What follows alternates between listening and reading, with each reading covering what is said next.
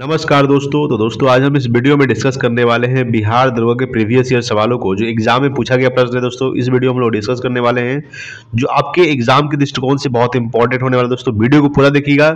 चलिए शुरू करते हैं आज का सबसे पहला सवाल। दोस्तों आज का जो सबसे पहला सवाल आपके सामने है, सबसे पहला सवाल है दोस्तों आपके सामने कि टॉयलेट मैन ऑफ इंडिया किसे कहा जाता है। दोस्तों याद रखिएगा कि toilet man of India Bindeshwar Pathak को कहा जाता है। याद रखिएगा कि बिंदेश्वर पाठक को टॉयलेट मैन ऑफ इंडिया कहा जाता है।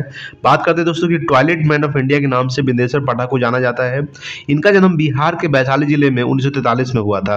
इन्होंने भारत में स्वच्छता एवं स्वास्थ्य की दिशा में सुधार और सामाजिक परिवर्तन हेतु 1970 में सुलभ इंटरनेशनल संस्था की स्थापना किए थे। ठीक है, आगे देखते हैं दोस्तों। अगर बात करेंगे कि इन्हें 1991 में, याद रखिएगा कि बिंदेश्वर पाठक को 1991 में पद्म भूषण से सम्मानित किया गया। दोस्तों इनकी मृत्यु 15 अगस्त 2023 को दिल्ली में हुई थी। ठीक है, चलिए अगला सवाल देखते हैं दोस्तों। सेकंड नंबर सवाल कि मिशन इंद्रधनुष का संबंध किससे है। दोस्तों याद रखिएगा कि मिशन इंद्रधनुष का जो संबंध है ये टीकाकरण से किससे संबंधित है, टीकाकरण से संबंधित है मिशन इंद्रधनुष का। बात करेंगे दोस्तों कि मिशन इंद्रधनुष का संबंध टीकाकरण से है। ठीक है, मिशन इंद्रधनुष के बारे में अगर बात करते हैं दोस्तों तो याद रखिएगा कि मिशन इंद्रधनुष अभियान को भारत सरकार के केंद्रीय स्वास्थ्य मंत्रालय द्वारा सभी बच्चों को टीकाकरण के अंतर्गत लाने के लिए 25 दिसंबर 2014 को प्रारंभ किया गया था। दोस्तों याद रखिएगा। ठीक है, मिशन इंद्रधनुष में बच्चों को 7 टीके तथा डिप्थीरिया, काली खांसी, टिटनेस, पोलियो, खसरा, टीबी तथा हेपेटाइटिस बी लगाने का प्रावधान है। दोस्तों अगर बात करते हैं दोस्तों 25 दिसंबर को, याद रखिएगा 25 दिसंबर को सुशासन दिवस मनाया जाता है। दोस्तों याद रखिएगा अटल बिहारी वाजपेयी के जन्म दिवस पर 25 दिसंबर को सुशासन दिवस मनाया जाता है। दोस्तों ये आपको ध्यान रखना है। ठीक है, चलिए अगला सवाल देखते हैं। 3 नंबर सवाल देखिएगा। अगर बात करते हैं दोस्तों 3 नंबर सवाल आपके सामने है कि विश्व पर्यावरण दिवस कब मनाया जाता है। दोस्तों याद रखिएगा विश्व पर्यावरण दिवस 5 जून को मनाया जाता है। ठीक है, ध्यान रखिएगा कि विश्व पर्यावरण दिवस कब मनाया जाता है, 5 जून को विश्व पर्यावरण दिवस मनाया जाता है। दोस्तों तो विश्व पर्यावरण दिवस 5 जून को मनाया जाता है। ठीक है, विश्व पर्यावरण दिवस यूएनईपी की पहल है। ठीक है, जिनका निर्णय स्टॉकहोम सम्मेलन 1972 में लिया गया था। पहला विश्व पर्यावरण दिवस 1974 में मनाया गया था। दोस्तों याद रखिएगा कि पहला विश्व पर्यावरण दिवस कब मनाया गया था, 1974 में। ठीक है, विश्व पर्यावरण दिवस 2023 की थीम बीट प्लास्टिक पॉल्यूशन है। दोस्तों क्या है, बीट प्लास्टिक पॉल्यूशन। ठीक है, चलिए आगे बात करते हैं दोस्तों। देखिएगा यहाँ पे कि संयुक्त राष्ट्र पर्यावरण कार्यक्रम यानी कि यूएनईपी का गठन संयुक्त राष्ट्र महासभा के स्वीडन स्टॉकहोम में मानव पर्यावरण पर हुई कॉन्फ्रेंस 1972 के परिणाम स्वरूप है हुआ। ठीक है, अगला दोस्तों 4 नंबर सवाल आपके सामने है कि प्रथम पृथ्वी सम्मेलन कहाँ आयोजित किया गया था। दोस्तों याद रखिएगा ये किया गया था रियो डी जेनेरो में। याद रखिएगा दोस्तों कि प्रथम पृथ्वी सम्मेलन जो आयोजित किया गया था ये कहाँ किया गया था, रियो डी जेनेरो में प्रथम पृथ्वी सम्मेलन आयोजित किया गया था। दोस्तों बात करेंगे कि प्रथम पृथ्वी सम्मेलन रियो डी जेनेरो में आयोजित किया गया था। दोस्तों आगे देखते हैं इसका डिस्कशन देखते हैं दोस्तों। तो वर्ष 1992 में ब्राजील के रियो डी जेनेरो शहर में पर्यावरण संरक्षण तथा सामाजिक आर्थिक विकास से जुड़ी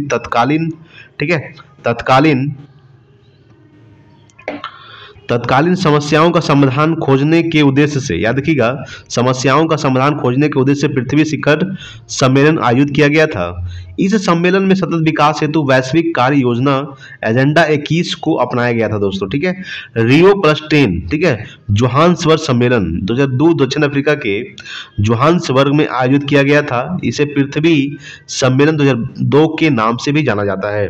ठीक है, बात करेंगे दोस्तों कि देखिए दोस्तों रियो प्लस 20 सम्मेलन 2012 ब्राजील के रियो डी जेनेरो में आयोजित किया गया था। इस सम्मेलन में हरित अर्थव्यवस्था पर कार्रवाई के लिए भागीदारी की स्थापना की गई थी। ठीक है, चलिए अगला सवाल देखते हैं दोस्तों। 5 नंबर सवाल देखिएगा। 5 नंबर सवाल आपके सामने है 2026 में फीफा विश्व कप कहाँ आयोजित किया जाएगा। दोस्तों याद रखिएगा ये किया जाएगा यूएसए, कनाडा और मैक्सिको। याद रखिएगा यूएसए, कनाडा एवं मैक्सिको में 2026 में फीफा विश्व कप आयोजित किया जाएगा। दोस्तों याद रखिएगा 2026 में फीफा विश्व कप यूएसए, कनाडा, मैक्सिको में आयोजित किया जाएगा। दोस्तों 22वां फीफा फुटबॉल विश्व कप 2022 कतर में आयोजित किया गया। दोस्तों विजेता कौन था, अर्जेंटीना, और उप विजेता कौन था दोस्तों, तो उप विजेता था फ्रांस। याद रखिएगा। ठीक है, आगे देखते हैं दोस्तों। अगर आगे बात करेंगे तो फीफा महिला फीफा महिला फुटबॉल विश्व कप 2023 ऑस्ट्रेलिया तथा न्यूजीलैंड में आयोजित किया गया दोस्तों। विजेता स्पेन था और उप विजेता इंग्लैंड था दोस्तों, याद रखिएगा। फीफा अंडर 17 महिला विश्व कप 2022 भारत में आयोजित किया गया दोस्तों। विजेता कौन था? स्पेन और उप विजेता कोलंबिया था, ठीक है, याद रखिएगा। चलिए अगला सवाल देखते हैं दोस्तों। 6 नंबर सवाल देखिए। 6 नंबर सवाल दोस्तों आपके सामने है कि मस्तिष्क का सबसे बड़ा भाग कौन सा है दोस्तों, याद रखिएगा। ये है दोस्तों सेरिब्रम, ठीक है। सेरिब्रम जो है ये मस्तिष्क का सबसे बड़ा भाग है दोस्तों। अगर बात करेंगे कि मस्तिष्क का सबसे बड़ा भाग सेरिब्रम प्रमस्तिष्क है। मानव मस्तिष्क को 3 प्रमुख भागों में विभाजित किया गया है दोस्तों। बात करेंगे अग्र मस्तिष्क, मध्य मस्तिष्क और पश्च मस्तिष्क, ठीक है। 3 भाग कौन कौन से हैं? अग्र मस्तिष्क, मध्य मस्तिष्क और पश्च मस्तिष्क। आगे देखेंगे दोस्तों, देखिए यहाँ पे समझिएगा। अगर हम लोग बात करते हैं दोस्तों अग्र मस्तिष्क के बारे में, तो यह 2 भागों में बांटा होता है। प्रमस्तिष्क यानी कि सेरिब्रम, ठीक है, यह मस्तिष्क का सबसे बड़ा भाग होता है दोस्तों, याद रखिएगा। जो प्रमस्तिष्क होता है यह मस्तिष्क का सबसे बड़ा भाग होता है। यह संपूर्ण मस्तिष्क का लगभग 2/3 हिस्सा होता है। मानव में किसी बात को सोचने समझने की शक्ति, स्मरण शक्ति, घृणा, प्रेम, भय के अनुभव जैसी क्रियाओं का नियंत्रण और समन्वय प्रमस्तिष्क द्वारा होता है दोस्तों। यह मस्तिष्क के अन्य भागों के कार्यों पर नियंत्रण रखता है। बात करेंगे दोस्तों डायएन्सेफलॉन, ठीक है, डायएन्सेफलॉन। यहाँ पे देखिएगा, देखिए दोस्तों, यह अग्र मस्तिष्क का एक बड़ा भाग है दोस्तों। यह अधिक या कम ताप के आभास तथा दर्द व रोने जैसी क्रियाओं का नियंत्रण करता है। मध्य मस्तिष्क यह 2 भागों में बांटा गया होता है दोस्तों। सबसे पहले बात करेंगे कॉपो रक्वा डी जेमिना, ठीक है, याद रखिएगा।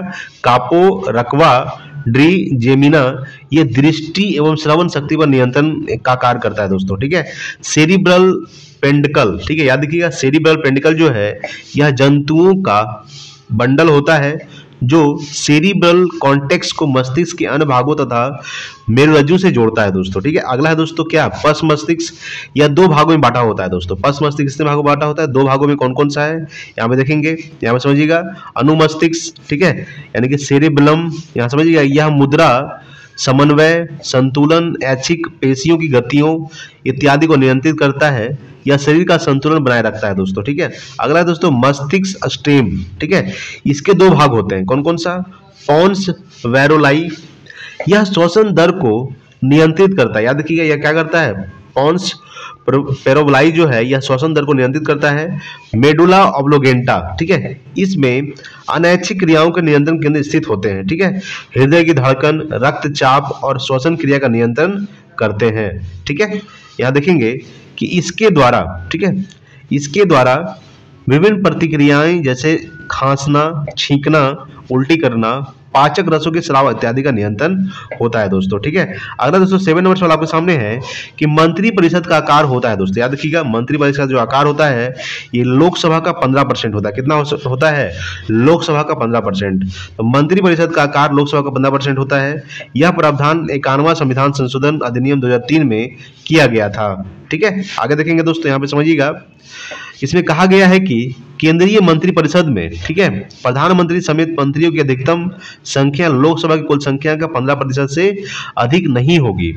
राज्यों में मुख्यमंत्री समेत मंत्रियों की अधिकतम संख्या विधानसभा की कुल सदस्य संख्या के 15% से अधिक नहीं होगी, किंतु राज्यों में मुख्यमंत्री समेत मंत्रियों की न्यूनतम संख्या 12% से कम नहीं होगी, यानी कि दिल्ली विधानसभा में 10% है दोस्तों, ठीक है, याद रखिएगा। अगर बात करें दोस्तों 8 नंबर सवाल देखिएगा। 8 नंबर सवाल आपके सामने है कि DRDO द्वारा विकसित लक्ष्य क्या है, याद रखिएगा कि DRDO द्वारा विकसित लक्ष्य क्या है दोस्तों। तो चालक रहित विमान क्या है, यानी कि ऑप्शन नंबर ए हो जाएगा, चालक रहित विमान। DRDO का स्थापना कब हुआ था? 1958 को हुआ था, ठीक है। DRDO का जो मुख्यालय स्थित है ये स्थित है दोस्तों दिल्ली में। अगर बात करेंगे डिफेंस रिसर्च डेवलपमेंट ऑर्गेनाइजेशन, ये DRDO का फुल फॉर्म होता है डिफेंस रिसर्च डेवलपमेंट ऑर्गेनाइजेशन। बात करेंगे दोस्तों इसका डिस्कशन देखेंगे तो DRDO द्वारा विकसित लक्ष्य चालक रहित विमान है। लक्ष्य गैस टरबाइन इंजन द्वारा संचालित एक लागत प्रभावी पुनः उपयोग करने योग्य उच्च सबसोनिक हवाई प्रणाली है। इसे DRDO के वैमानिक विकास प्रतिष्ठान द्वारा विकसित तथा हिंदुस्तान एरोनॉटिक्स लिमिटेड द्वारा बनाया गया है दोस्तों। ठीक है, आगे देखेंगे कि यह जो है 1.5 किलोमीटर की लंबाई को 2 लक्ष्य को भेद करता है दोस्तों। ठीक है, क्या कर सकता है, तो 1.5 किलोमीटर की लंबाई 2 लक्ष्य को भेद सकता है। ठीक है, चलिए आगे देखेंगे इसका अगला सवाल देखेंगे दोस्तों, यहाँ पे समझिएगा।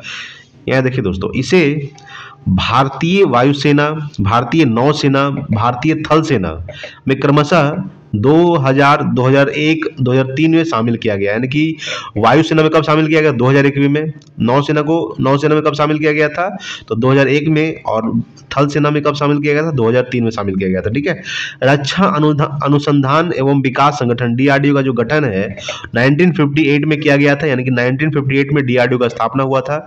इसका मुख्यालय नई दिल्ली में है दोस्तों। डीआरडीओ के अध्यक्ष समीर वी कामत है। कौन है, समीर वी कामत जो है डीआरडीओ के वर्तमान में अध्यक्ष है। अगर बात करते हैं दोस्तों वायुसेना दिवस कब मनाया जाता है, 8 अक्टूबर को वायुसेना दिवस। भारतीय नौसेना दिवस याद रखिएगा दोस्तों, 4 दिसंबर को भारतीय नौसेना दिवस मनाया जाता है। और थल सेना दिवस 15 जनवरी को मनाया जाता है दोस्तों। ठीक है, याद रखिएगा। अगर अगला बात है दोस्तों 9 नंबर सवाल देखिएगा कि बिहार की सबसे बड़ी ऑक्सबो झील है दोस्तों। याद रखिए कौन है, तो कांवर झील। ठीक है, कांवर झील जो है बिहार की सबसे बड़ी ऑक्सबो झील है दोस्तों। ठीक है, चलिए अगला देखते हैं, इसका डिस्कशन देखेंगे। तो यहाँ पे समझिएगा कि बिहार की सबसे बड़ी ऑक्सबो झील यानी कि गोखुर झील कांवर झील है। ठीक है, कांवर झील को एशिया की सबसे बड़ी ताजे पानी की गोखुर झील के रूप में जाना जाता है। यह बिहार के बेगूसराय जिले में स्थित है दोस्तों। कांवर झील बिहार की पहली और देश की 39वीं रामसर साइट है। ठीक है, यानी कि 39वीं रामसर साइट है दोस्तों। कौन, तो कांवर झील जो बेगूसराय जिले में स्थित है दोस्तों बिहार के। चलिए अगला सवाल देखते हैं 10 नंबर सवाल। देखिए दोस्तों 10 नंबर सवाल आपके सामने है कि लैक्टोमीटर किस सिद्धांत पर कार्य करता है दोस्तों। याद रखिएगा कि लैक्टोमीटर जो है ये आर्किमिडीज के सिद्धांत पे कार्य करता है। याद रखिएगा कि लैक्टोमीटर किस सिद्धांत पे कार्य करता है, तो आर्किमिडीज के सिद्धांत पे कार्य करता है। अगर बात करेंगे कि लैक्टोमीटर आर्किमिडीज के सिद्धांत पे कार्य करता है। आर्किमिडीज का सिद्धांत क्या है दोस्तों, जब कोई वस्तु किसी द्रव में पूरी अथवा आंशिक रूप से डुबोई जाती है तो उसके भार में आभासी होती है, यानी कमियां होती है दोस्तों।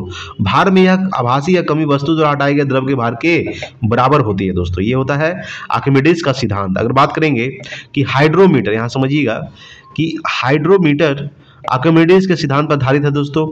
रक्षा पेटी यानी कि लाइफ बेल्ट पनडुब्बी भी आर्किमिडीज के सिद्धांत पर कार्य करता है। अगला दोस्तों 11 नंबर सवाल आपके सामने है कि निम्नलिखित में से किस राज्य से होकर कर्क रेखा गुजरती है। समझिएगा, यहाँ पे बात करेंगे तो याद रखिए दोस्तों मध्य प्रदेश से होकर गुजरती है। ठीक है, गुजरात, राजस्थान, मध्य प्रदेश, छत्तीसगढ़, झारखंड, पश्चिम बंगाल, त्रिपुरा और मिजोरम। टोटल जो कर्क रेखा दोस्तों ये भारत की कितने से होकर गुजरती है, तो 8 राज्यों से होकर गुजरती है दोस्तों। ठीक है, कौन कौन सा, गुजरात, राजस्थान, मध्य प्रदेश, छत्तीसगढ़, झारखंड, पश्चिम बंगाल, त्रिपुरा और मिजोरम। ठीक है, तो प्रश्नानुसार कर्क रेखा मध्य प्रदेश से होकर गुजरती है दोस्तों। कर्क रेखा उत्तरी गोलार्ध में विषुवत रेखा से 23.5 डिग्री उत्तरी कोणीय दूरी पर स्थित है। ठीक है, ये आगे देखेंगे दोस्तों। यहाँ पे समझिएगा कि कर्क रेखा भारत के 8 राज्यों से गुजरती है। गुजरात, राजस्थान, मध्य प्रदेश, छत्तीसगढ़, झारखंड, पश्चिम बंगाल, त्रिपुरा और मिजोरम। ठीक है, होकर गुजरती है।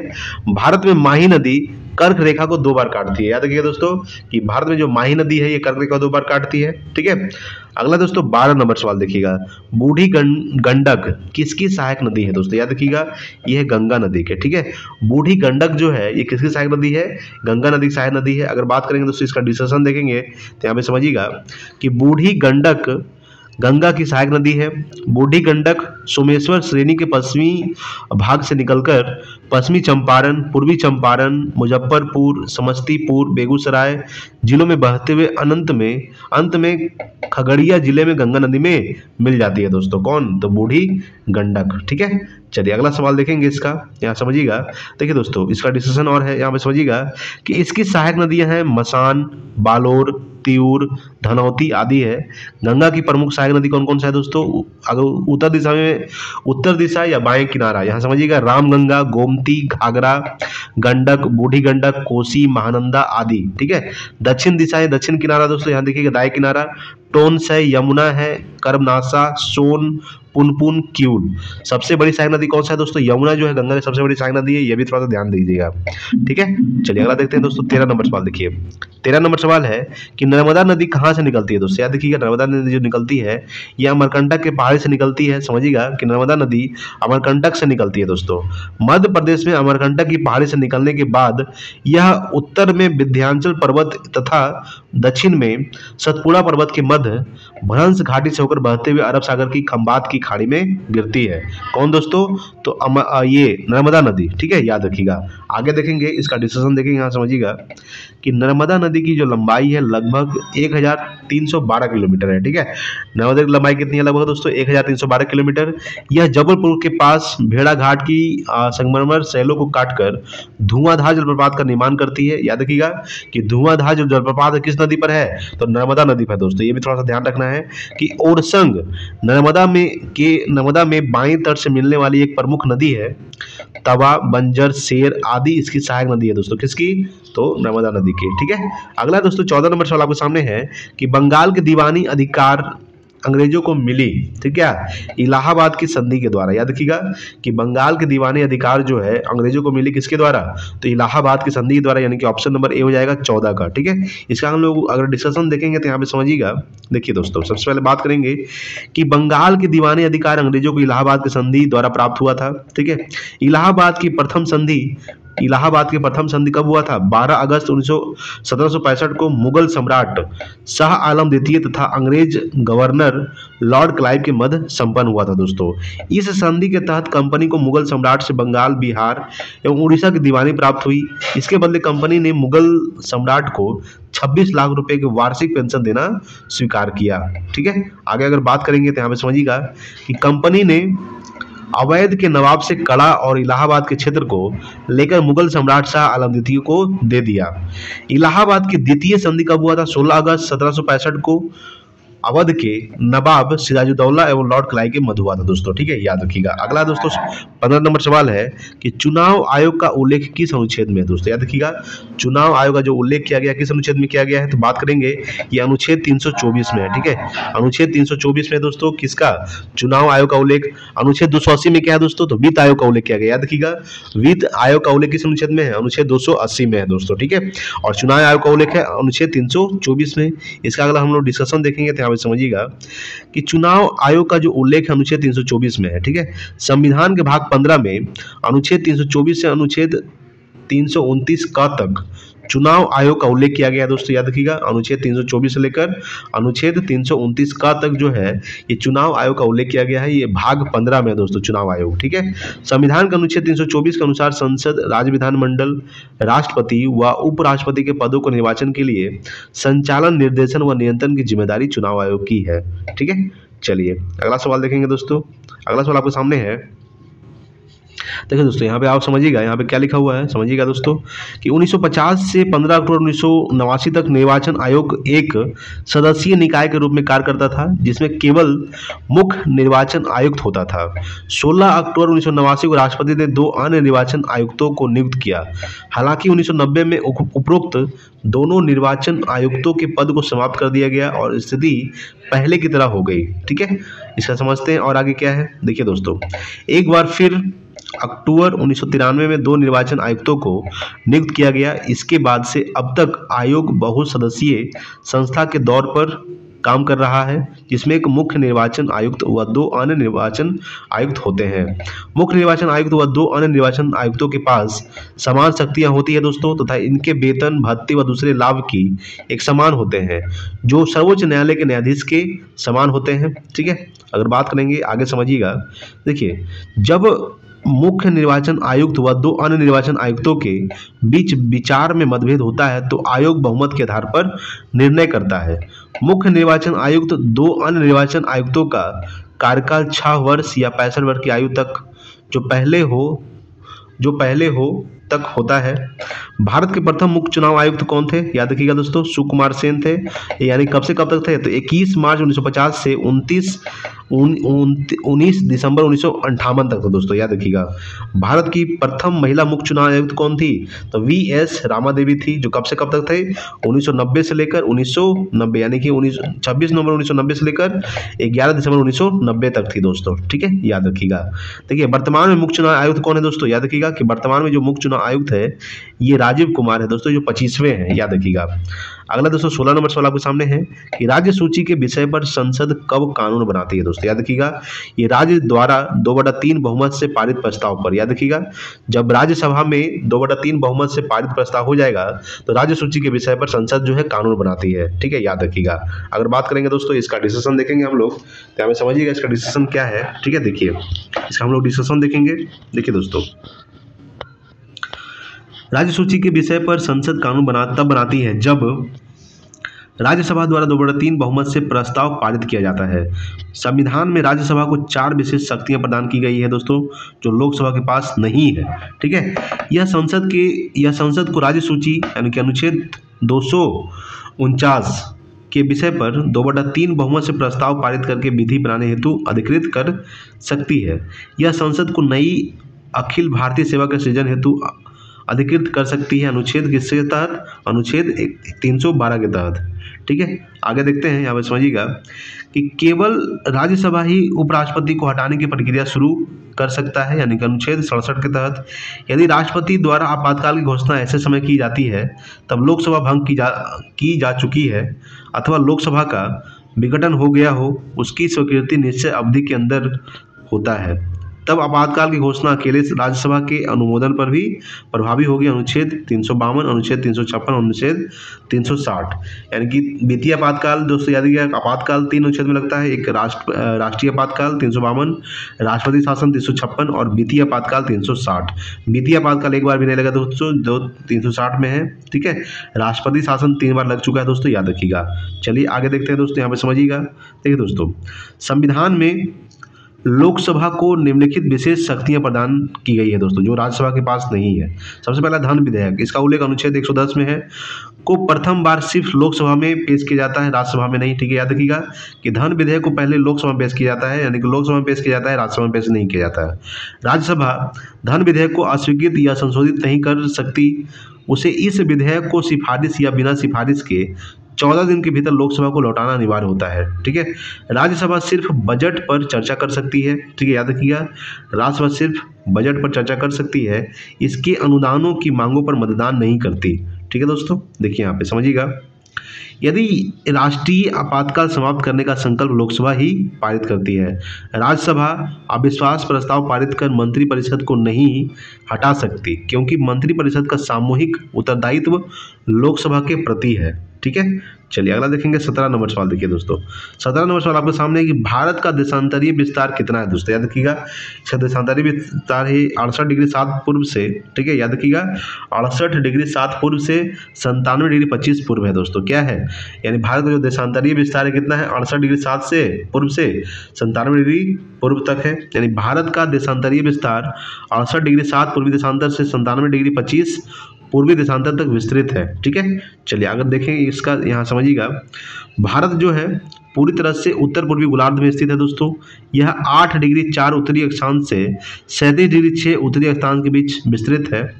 भारत का कुल क्षेत्रफल लगभग 32,87,263 वर्ग किलोमीटर है, जो विश्व की कुल भौगोलिक क्षेत्रफल का 2.4% है दोस्तों, कितना है 2.4% है। भारत की आकृति लगभग चतुष्कोणीय है, इसका उत्तर दक्षिण विस्तार कितना है दोस्तों 3,214 किलोमीटर है, याद रखिएगा उत्तर से दक्षिण को जो विस्तार है ये 3,214 किलोमीटर है। पूर्व से पश्चिम कितना किलोमीटर है दोस्तों, तो 2,933 किलोमीटर, ठीक है। भारत के तट रेखा की कुल लंबाई द्वीपों सहित 7,516.6 किलोमीटर है, ठीक है। आगे देखते हैं यहाँ पे समझिएगा कि भारत की स्थलीय सीमा की लंबाई लगभग 15,200 किलोमीटर है दोस्तों। भारत का सबसे उत्तरी बिंदु इंदिरा कौल लद्दाख में है, ठीक है, याद रखिएगा कि भारत सबसे उत्तरी बिंदु इंदिरा कौल जो लद्दाख में स्थित है, ठीक है। भारत का सबसे दक्षिणी बिंदु इंदिरा पॉइंट जो ग्रेट निकोबार में स्थित है दोस्तों। भारत का सबसे पश्चिमी बिंदु गुहार मोती जो गुजरात में है। भारत का सबसे पूर्वी बिंदु किबिथु जो अरुणाचल प्रदेश में है दोस्तों, याद रखिएगा, ठीक है। चलिए अगला सवाल देखेंगे 18 नंबर सवाल। देखिए 18 नंबर सवाल है कि पराबैंगनी किरणों से रक्षा करने वाली परत है दोस्तों, याद देखिए कौन सा है, तो स्ट्रेटोस्फियर है। कौन सा है, स्ट्रेटोस्फियर जो है ये पराबैंगनी किरणों से रक्षा करने वाली परत है दोस्तों, याद रखिएगा। स्ट्रेटोस्फियर यानी कि समताप मंडल कहा जाता है, पराबैंगनी किरणों से रक्षा करने की वाली परत है। वायुमंडल की रचना तापीय विशेषता के आधार पर वर्गीकरण, यहाँ पे समझिएगा। क्षोभ मंडल, ठीक है, ट्रोपोस्फेयर। देखिए दोस्तों, अगर बात करेंगे इसका हम लोग डिस्कशन देखेंगे मेन रूप से, ध्यान समझिएगा कि वायुमंडल की सबसे निचली परत, ठीक है, वायुमंडल की सबसे निचली परत को संवहन मंडल, परिवर्तन मंडल अथवा क्षोभ मंडल कहा जाता है। क्या कहा जाता है सबसे निचली परत को, संवहन मंडल, परिवर्तन मंडल अथवा क्षोभ मंडल कहा जाता है सबसे निचली परत को। इसकी औसत ऊंचाई लगभग सतह से कितना होता है, 13 किलोमीटर होता है दोस्तों, किसका, तो क्षोभ मंडल का। यह ध्रुवों के निकट 8 किलोमीटर तथा विषुवत वृत्त पर 18 किलोमीटर की ऊंचाई तक विस्तृत है क्षोभ मंडल, ठीक है। क्षोभ मंडल में मौसम संबंधी सभी घटनाएं यथा वाष्पीकरण, संघनन, वर्षण, कोहरा, बादल, तड़ित झांझा, चक्रवात आदि घटित होते हैं क्षोभ मंडल में, याद रखिएगा, ठीक है। आगे देखते हैं दोस्तों, यहाँ समझिएगा कि इसमें प्रति 165 मीटर की ऊंचाई पर वायुमंडल का तापमान 1 डिग्री सेल्सियस की दर से घटता जाता है, याद रखिएगा। इसे प्रति 165 मीटर की ऊंचाई पर जाने पर जो वायुमंडल का जो तापमान है ये 1 डिग्री सेल्सियस से घटते जाता है। क्षोभ मंडल समताप मंडल से ट्रोपोपॉज द्वारा अलग होता है दोस्तों, याद रखिएगा कि क्षोभ मंडल जो है ये समताप मंडल से किसके द्वारा अलग होता है, तो ट्रोपोपॉज द्वारा, ठीक है, याद रखिएगा। अगर बात करें दोस्तों, यहाँ पे देखिएगा थोड़ा सा, यहाँ पे डायग्राम बनाया गया, हम देखेंगे सबसे नीचे क्या है दोस्तों, क्षोभ मंडल, उसके बाद संताप मंडल, मध्य मंडल, आयन मंडल, उसके बाद बहिर्न मंडल, ठीक है। क्षोभ मंडल कितना किलोमीटर है दोस्तों, 118, 0 से लेकर 118 किलोमीटर सिर्फ, ठीक है। 18 किलोमीटर से लेकर 50 किलोमीटर कौन है, संताप मंडल, उसके बाद मध्य मंडल, उसके बाद क्या है दोस्तों, आयन मंडल, बहिर्मंडल, ठीक है, यहाँ समझिएगा। अगर बात करते हैं दोस्तों कि समताप मंडल को क्षोभ मंडल से कौन अलग करता है, तो ट्रोपोपॉज, ठीक है। मध्य मंडल को समताप मंडल से कौन अलग करता है दोस्तों, तो ये करता है, ठीक है, स्ट्रेटोपॉज। उसके बाद फिर मध्य मंडल को आयन मंडल से कौन अलग करता है, मेसोपॉज, ठीक है। ये थोड़ा सा आप लोग ध्यान दीजिएगा। चलिए अगला देखते हैं, यहाँ पे समझिएगा। देखिए दोस्तों, समताप मंडल, यहाँ समझिएगा, समताप मंडल धरातल से इसकी ऊंचाई लगभग 50 किलोमीटर है दोस्तों, याद रखिएगा। धरातल से इसकी जो ऊंचाई है समताप मंडल का है 50 किलोमीटर है। क्षोभ मंडल कितना किलोमीटर था, 18 किलोमीटर, ठीक है। इस मंडल में किसी भी प्रकार की मौसमी परिघटनाएं घटित नहीं होती है। इन्हीं दशाओं के कारण वायुयान उड़ाने के लिए समताप मंडल की निचली सीमा आदर्श मानी जाती है दोस्तों। समताप मंडल में ओजोन परत स्थित है, ठीक है, जो 15 से 35 किलोमीटर तक विस्तृत है। इस ओजोन परत द्वारा सौरिक पराबैंगनिक विकिरण तरंगों का अवशोषण होता है। समताप मंडल मध्य मंडल से ट्रोपोपॉज द्वारा अलग होता है दोस्तों, याद रखिएगा। अगर बात करेंगे यहाँ पे देखिए दोस्तों, मध्य मंडल, समझिएगा, मध्य मंडल का विस्तार सागर तल से 50 से 80 किलोमीटर की ऊंचाई के मध्य है दोस्तों, याद रखिएगा। ये जो मध्य मंडल की जो ऊंचाई है धरातल से कितना किलोमीटर है, 80 किलोमीटर है दोस्तों। मध्य मंडल आयन मंडल से मेसोपॉज द्वारा अलग होता है, याद रखिएगा, किसके द्वारा, मेसोपॉज द्वारा अलग होता है। उसके बाद क्या दोस्तों, आयन मंडल यानी कि लोनोस्फीयर, ठीक है, यहाँ समझिएगा। आयन मंडल का विस्तार 80 से 400 किलोमीटर के मध्य है। कुछ स्रोतों में इसका विस्तार 640 किलोमीटर तक माना जाता है दोस्तों, ठीक है।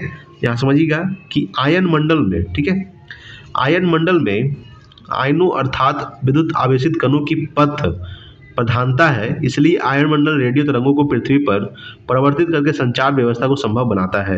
उसके बाद क्या है दोस्तों, बहिर्मंडल, यहाँ समझिएगा, ठीक है। बहिर्मंडल, यह मंडल वायुमंडल का सबसे ऊपरी स्तर है दोस्तों, ठीक है। यह आयन मंडल के ऊपर से शुरू होकर सुदूर अंतरिक्ष में विलीन हो जाता है दोस्तों, कौन, तो बहिर्मंडल, ठीक है।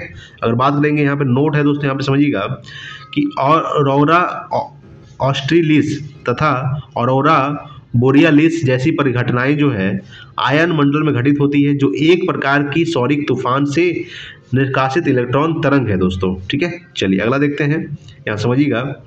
अगला दोस्तों आपके सामने 19 नंबर सवाल देखिए। 19 नंबर सवाल आपके सामने क्या कह रहा है, देखिए दोस्तों, 19 नंबर सवाल है कि सीता माता की जयंती कब मनाई जाती है दोस्तों, याद रखिएगा कि सीता माता की जो जयंती है ये कब मनाई जाती है, बैसाख माह के शुक्ल पक्ष की नवमी को, ठीक है।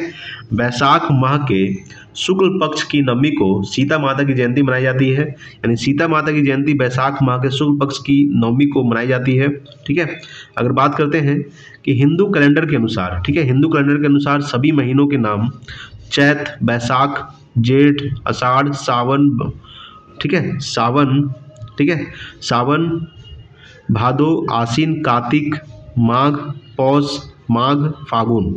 ठीक है, यानी क्या है दोस्तों, ये सब क्या है, तो ये सब हिंदू कैलेंडर के अनुसार सभी महीनों का नाम है दोस्तों।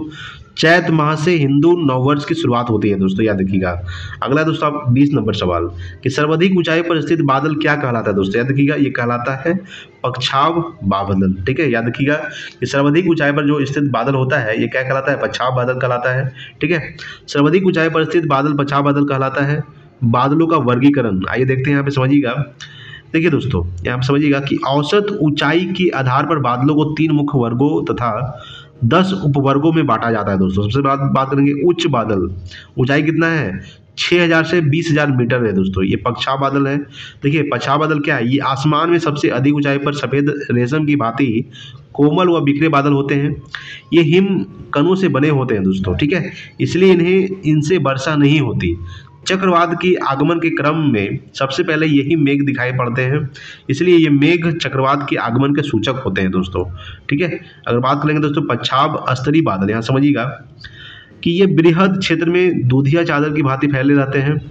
इनके आगमन पर सूर्य तथा चंद्रमा के चारों ओर प्रभा मंडल यानी बन जाता है। चक्रवात के आगमन के क्रम में पक्षाव मेघों के तत्काल बाद यही बादल दिखाई पड़ते हैं। पक्षाव कपासी बादल, देखिए यहाँ पे समझिएगा, ये सफेद रंग के छोटे छोटे गोलों की भांति दिखाई पड़ते हैं तथा प्रायः समूह में या लहरनुमा रूप में दिखाई पड़ते हैं। ठीक है, अगला है दोस्तों मध्य बादल, यहाँ समझिएगा, मध्य बादल जो है ये ऊंचाई है 2500 से 6000 मीटर। ठीक है, समझिएगा। उच्च स्तरीय बादल ये भूरे अथवा नीले रंग की लगातार चादर की भांति फैले छोटे स्तरों वाले बादल होते हैं। इनके छाए रहने से सूर्य का प्रकाश धुंधला व अस्पष्ट दिखाई देता है। इनसे विस्तृत क्षेत्रों पर लगातार वर्षा होती है। अगला है दोस्तों उच्च कपासी बादल, यहाँ समझिएगा कि ये सफ़ेद एवं भूरे रंग के पतले गोलाकार धब्बों की तरह दिखाई देते हैं। संपूर्ण आकाश में ये महीन चादर के रूप में बिखरे होते हैं। ठीक है, अगला देखेंगे, यहाँ समझिएगा निम्न बादल। ठीक है, निम्न बादल जो ऊंचाई कितना है 2500 मीटर तक है। स्तरीय बादल ये धरातल के निकट कोहरे के समान बादल है। इसमें कई परतें पाई जाती है। सामान्यतः ये आकाश में पूरी तरह छाए रहते हैं दोस्तों। ठीक है, चलिए अगला देखेंगे, यहाँ समझिएगा। देखिए दोस्तों, यहाँ पे समझिएगा शीतोष्ण कटिबंधीय क्षेत्रों में शीत ऋतु में 2 विपरीत स्वभाव वाली वायु राशियों को मिलने से प्रायः इनका निर्माण होता है। अगला दोस्तों स्तरीय कपासी बादल, ये हल्के भूरे या सफ़ेद रंग के गोलाकार धब्बों के रूप में मिलते हैं तथा ये जाड़े के मौसम में प्रायः संपूर्ण आसमान को ढक लेते हैं। ये सामान्यतः साफ मौसम के सूचक है। ठीक है, अगला दोस्तों आपके सामने कपासी बादल समझिएगा। देखिए कपासी बादल क्या है कि इनका आकार जो होता है गुंबदाकार व फूलगोभी की भांति होता है। इनका आधार क्षेत्र समतल पाया जाता है। ये प्रायः साफ मौसम की सूचना देते हैं। कौन, तो कपासी बादल। कपासी वर्षा बादल, ठीक है, ये अत्यधिक गहरे काले एवं सघन बादल है।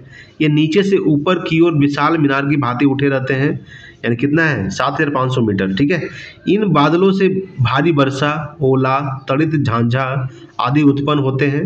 शीतोष्ण कटिबंधीय चक्रवातों में शीत वातावरणों के सहारे मुख्यतः इन्हीं बादलों से वर्षा होती है।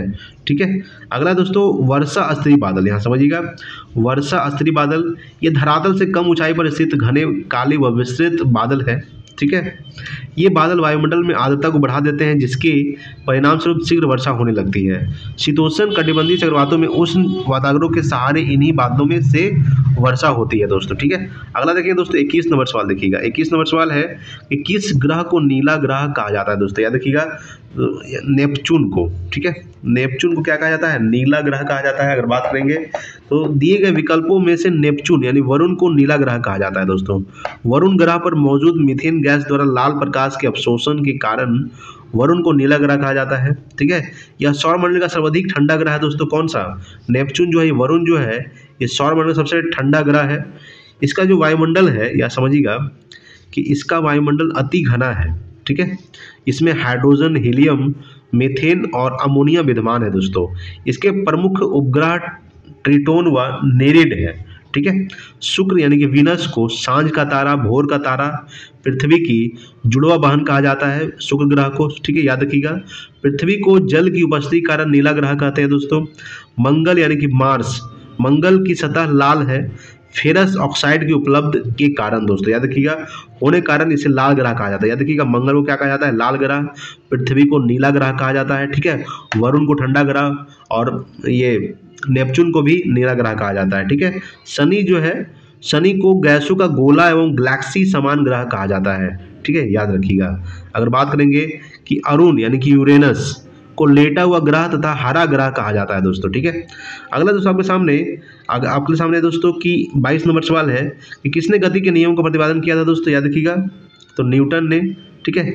गति के नियम का प्रतिपादन किसने किया था? न्यूटन ने गति के नियम का प्रतिपादन किया था दोस्तों। अगर बात करेंगे, देखिए दोस्तों, बात करेंगे, यहाँ समझिएगा, देखिए दोस्तों, गति के नियमों का प्रतिपादन सर आइजैक न्यूटन ने किया था, ठीक है। आइजैक न्यूटन ने 1687 ईस्वी में अपनी पुस्तक प्रिंसिपिया में गति के नियमों को प्रतिपादित किया। इन्होंने गति के 3 नियमों को प्रतिपादित किया जो निम्न है। सबसे पहला है प्रथम गति नियम, ठीक है, समझिएगा। यहाँ पे कोई वस्तु विराम की अवस्था में है तो वह विराम की अवस्था में ही रहेगी। यदि वह एक समान गति से किसी सीधी रेखा में चल रही हो तो वैसे ही चलती रहेगी जब तक कि उस पर कोई बाहरी बल लगाकर उसकी अवस्था में परिवर्तन ना किया जाए। ये क्या है दोस्तों? न्यूटन का प्रथम गति नियम है, ठीक है। अगला देखेंगे दोस्तों, न्यूटन का, यहाँ समझिएगा कि वस्तुओं की प्रारंभिक अवस्था में स्वतः परिवर्तन नहीं होने की प्रवृत्ति को जड़त्व कहते हैं, इसलिए न्यूटन के प्रथम नियम को जड़त्व का नियम भी कहा जाता है।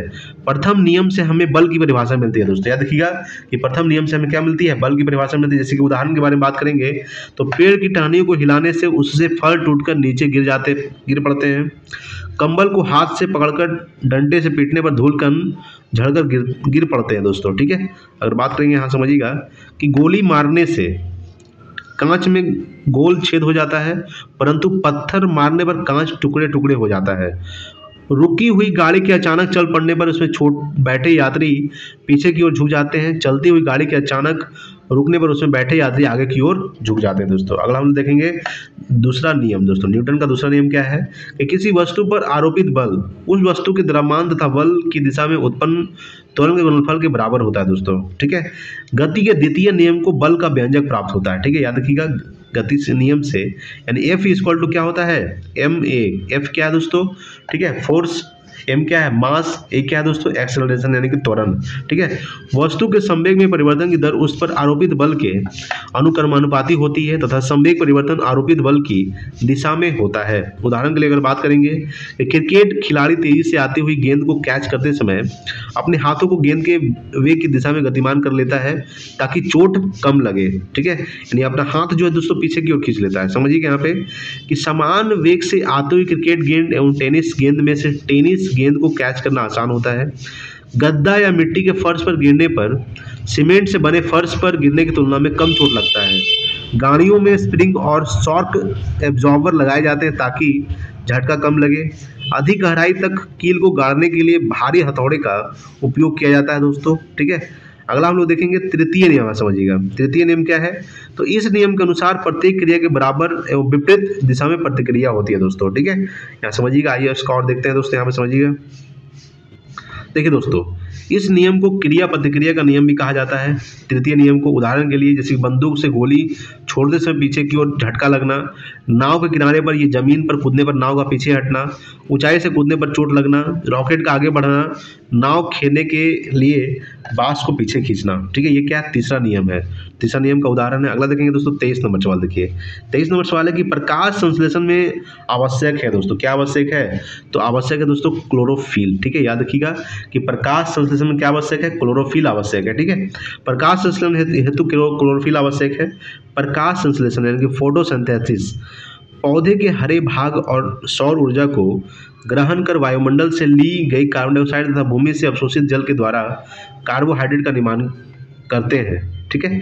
इसका देखेंगे तो यहाँ समझिएगा कि इस प्रक्रिया में ऑक्सीजन एवं जल सहायक उत्पाद बाय प्रोडक्ट के रूप में निष्कासित होते हैं। पौधे में होने वाली यह क्रिया रहित लवक या पर्णहित की उपस्थिति में संपन्न होती है। 6CO2 + 12H2O सूर्य का प्रकाश पर्णहित यानी कि 6 C6H12O6, ये क्या होता है दोस्तों, ग्लूकोज का सूत्र होता है C6H2O + 6O2, ठीक है। आइए इसके यहाँ पे क्या दोस्तों समीकरण था, यहाँ पे हम लोग देखें पर्णहरित, यहाँ समझिएगा कि पर्णहरित वर्णक मुख्यतः हरित लवक नामक पादप कोशिकांग में पाया जाता है दोस्तों, ठीक है। पौधों की जिन कोशिकाओं में पर्णहरित उपस्थित होता है केवल वे ही प्रकाश संश्लेषण क्रिया कर पाती है। पौधों में पर्णहरित प्रायः हरी पत्तियों में पाया जाता है दोस्तों, इस कारण पत्तियों को पौधे का प्रकाश संश्लेषी अंग कहा जाता है। पर्णहरित के केंद्र में मैग्नीशियम पाया जाता है दोस्तों, याद रखिएगा कौन सा तत्व पाया जाता है, तो मैग्नीशियम पाया जाता है। तो दोस्तों बहुत इंपॉर्टेंट सवाल है, ठीक है। यहाँ पे नोट करके कुछ लिखा हुआ है दोस्तों, यहाँ समझिएगा कि प्रकाश संश्लेषण सिर्फ हरे पौधे एवं कुछ जीवाणुओं में घटित होने वाली क्रिया है। शैवाल और हाइड्रिला जो प्रायः जल में मिलते हैं का पूरा शरीर प्रकाश संश्लेषी होता है दोस्तों, ठीक है। अगला देखेंगे हम लोग 24 नंबर सवाल, देखिएगा 24 नंबर सवाल है कि प्राकृतिक सफाई कर्मी किसे कहा जाता है दोस्तों, ये कहा जाता है अपघटक, ठीक है। प्राकृतिक सफाई कर्मी किसे कहा जाता है, अपघटक को, यानी अपघटक को प्राकृतिक सफाई कर्मी कहा जाता है। अपघटक पौधे तथा उपभोक्ता के मृत शरीर से अपना भोजन प्राप्त करने के साथ साथ जटिल कार्बनिक यौगिकों को साथ यौगिक में अपघटित करते हैं, इस कारण इसे प्राकृतिक सफाई कर्मी कहा जाता है, ठीक है। आइए देखते हैं दोस्तों कि अपघटक वर्ग के अंतर्गत मुख्यतः जीवाणु व कवक आते हैं। उत्पादक यहाँ समझिएगा, ये देखते हैं, ठीक है। देखिए अगर बात करेंगे कि इसके अंतर्गत हरे पेड़ पौधे कुछ खास जीवाणु एवं शैवाल आते हैं जो सूर्य के प्रकाश की उपस्थिति में सरल अजैविक पदार्थों से अपना भोजन बना सकते हैं। ऐसे जीव एवं पौधे स्वपोषी अथवा प्राथमिक उत्पादक कहलाते हैं। स्थलीय पारिस्थितिकी तंत्र में उत्पादक प्रायः जड़ युक्त पौधे, शाक, झाड़ी तथा वृक्ष, जबकि गहरे जलीय पारिस्थितिकी तंत्र में पादप पलवक नामक पलवक पौधे प्रमुख उत्पादक होते हैं, ठीक है। आइए देखते हैं उपभोक्ता, यहाँ समझिएगा, ठीक है। प्राथमिक उपभोक्ता वह उपभोक्ता जो अपने भोजन के लिए पौधे पर निर्भर रहते हैं। प्राथमिक उपभोक्ता शाकभक्षी कहलाते हैं, जैसे बकरी, खरगोश, ऊंट आदि। द्वितीयक उपभोक्ता वह उपभोक्ता जो पोषण के लिए शाकभक्षी प्राणियों पर निर्भर रहते हैं, जैसे सांप, भेड़िया, ठीक है। तृतीय उपभोक्ता वे उपभोक्ता जो प्राथमिक एवं द्वितीयक उपभोक्ता को अपना आहार बनाते हैं, जैसे बाज, शेर, बाघ, ये सब क्या है दोस्तों अपना आहार बनाते हैं, ठीक है। यहाँ समझिएगा जैसे कि अगर बात करेंगे, ठीक है दोस्तों, पारिस्थितिकी तंत्र के घटक हैं, ठीक है। इधर क्या दोस्तों जैविक घटक है, इधर क्या दोस्तों अजैविक घटक। जैविक घटक में उत्पादक, उपभोक्ता, अपघटक। जैविक घटक में क्या है, भौतिक कारक, ठीक है, अकार्बनिक कारक, उसके बाद कार्बनिक कारक, ठीक है। आइए यहाँ समझते हैं थोड़ा सा, देखिए यहाँ पे सबसे पहले बात करेंगे कि भौतिक कारक में क्या क्या, जैसे कि तापमान, आर्द्रता, प्रकाश, वायुमंडल, दाब आदि, ठीक है। अकार्बनिक कारक में क्या है दोस्तों, जल, वायुमंडलीय गैस, मिट्टी, खनिज आदि। कार्बनिक कारक में क्या है दोस्तों, प्रोटीन, कार्बोहाइड्रेट, वसा आदि, ठीक है। चलिए अगला देखेंगे दोस्तों 25 नंबर सवाल, देखिएगा 25 नंबर सवाल है कि पंचायती राज व्यवस्था किस संविधान संशोधन से संबंधित है दोस्तों, याद रखिएगा। तो यह 73वां संविधान संशोधन से संबंधित, ठीक है। तो पंचायती राज जो व्यवस्था है यह 73वां संविधान संशोधन से संबंधित है। तो पंचायती राज व्यवस्था को 73वें संविधान संशोधन से संबंधित है। 73वां संविधान संशोधन अधिनियम 1992 में पारित हुआ था दोस्तों। कब पारित हुआ था, 1992 में पारित हुआ था। इस अधिनियम में संविधान में एक नया भाग 9 सम्मिलित किया गया, इसे पंचायत का नाम दिया गया दोस्तों, ठीक है। यह समझिएगा। देखिए दोस्तों अगर बात करेंगे कि भाग 9 में अनुच्छेद 243 से अनुच्छेद 243 9 तक के प्रावधान सम्मिलित किए गए हैं। 73वां संविधान संशोधन अधिनियम द्वारा संविधान में 11वीं अनुसूची भी जोड़ी गई है। इस अनुसूची में पंचायतों की 29 कार्यकारी विषय वस्तु है दोस्तों। 73वां संविधान संशोधन अधिनियम ने पंचायती राज संस्थाओं को संवैधानिक दर्जा प्रदान किया है। निम्नलिखित समितियों का संबंध पंचायती राज से, जैसे कि बलवंत राय मेहता समिति 1957, ठीक है। आइए और समझते हैं, यहाँ पे देखते हैं। देखिए दोस्तों अगर बात करेंगे अशोक मेहता समिति, ठीक है, अशोक मेहता समिति 1977, जीवी के राव समिति 1985, LM सिंघवी समिति 1986, थुंगन समिति 1988, गाडगिल समिति 1988। देखिए यहाँ पे उल्लेखनीय है कि पंचायती राज संस्थाओं के संवैधानिकरण के लिए सर्वप्रथम राजीव गांधी सरकार ने 1989 में 64वां संविधान संशोधन विधेयक लोकसभा में पेश किया गया था। हालांकि यह पारित नहीं हो सका दोस्तों, ठीक है। यहाँ समझिएगा कि 74वां संविधान संशोधन अधिनियम भी 1992 में पारित हुआ। 74वां संविधान संशोधन अधिनियम ने संविधान में भाग 9 का को जोड़ा, साथ ही 12वीं अनुसूची को भी जोड़ा और इस प्रकार इस अधिनियम ने नगर पालिकाओं जैसे कि शहरी स्थानीय स्वशासन को संवैधानिक दर्जा प्रदान किया गया। 12वीं अनुसूची में नगर पालिकाओं की 18 कार्यकारी विषय वस्तुओं का उल्लेख है दोस्तों। ठीक है, निम्नलिखित समितियों एवं आयोगों का संबंध शहरी स्थानीय स्वशासन से है। ठीक है, देखिए दोस्तों, अगर बात करेंगे सबसे यहाँ समझिएगा, जैसे कि वर्ष है, ठीक है, इधर क्या दोस्तों समिति आयोग का नाम है, इधर क्या दोस्तों अध्यक्ष है, जैसे कि 1949-51 में क्या है स्थानीय वित्तीय जांच समिति अध्यक्ष कौन थे, पीके वटल थे। ठीक है, याद रखिएगा। 1953-54 में करारोपण जांच आयोग कौन थे दोस्तों, जॉन मथाई थे। 1963-64 में नगर निगम कर्मचारियों के प्रशिक्षण पर गठित समिति नूरुद्दीन अहमद 1963-66। ठीक है, ग्रामीण नगरीय संबंध समिति एपी जैन 1963 में स्थानीय नगर निकायों के वित्तीय संसाधनों के संवर्धन के लिए मंत्रियों की समिति कौन थे, रफीक जकारिया। ठीक है, याद रखिएगा। अगर बात करेंगे दोस्तों यहाँ पे समझिएगा 1965-68 में नगर निगम कर्मचारियों की कार्यदशाओं पर समिति अध्यक्ष कौन थे, बीएस मूर्ति। 74 में क्या दोस्तों नगर प्रशासन में बजटीय सुधार पर समिति गिरजापति मुखर्जी। ठीक है, 1982 में क्या है स्थानीय नगर निकायों तथा नगर निगमों के गठन शक्तियों तथा कानूनों पर गठित अध्ययन दल कौन थे अध्यक्ष, के.एन. सहाय थे। 1985 से 88 में है नगरीकरण पर राष्ट्रीय आयोग, C.N. कुरिया। ठीक है, अगला देखिए आप समझिएगा। उल्लेखनीय है कि 1989 में राजीव गांधी सरकार ने लोकसभा में 65वां संविधान संशोधन विधेयक पेश कर शहरी अस्थायी स्वशासन को संवैधानिक दर्जा प्रदान करने का प्रयास किया था। हालांकि विधेयक राज्यसभा में पारित नहीं हुआ और निरस्त हो गया दोस्तों। ठीक है, अगला देखेंगे 26 नंबर सवाल देखिएगा।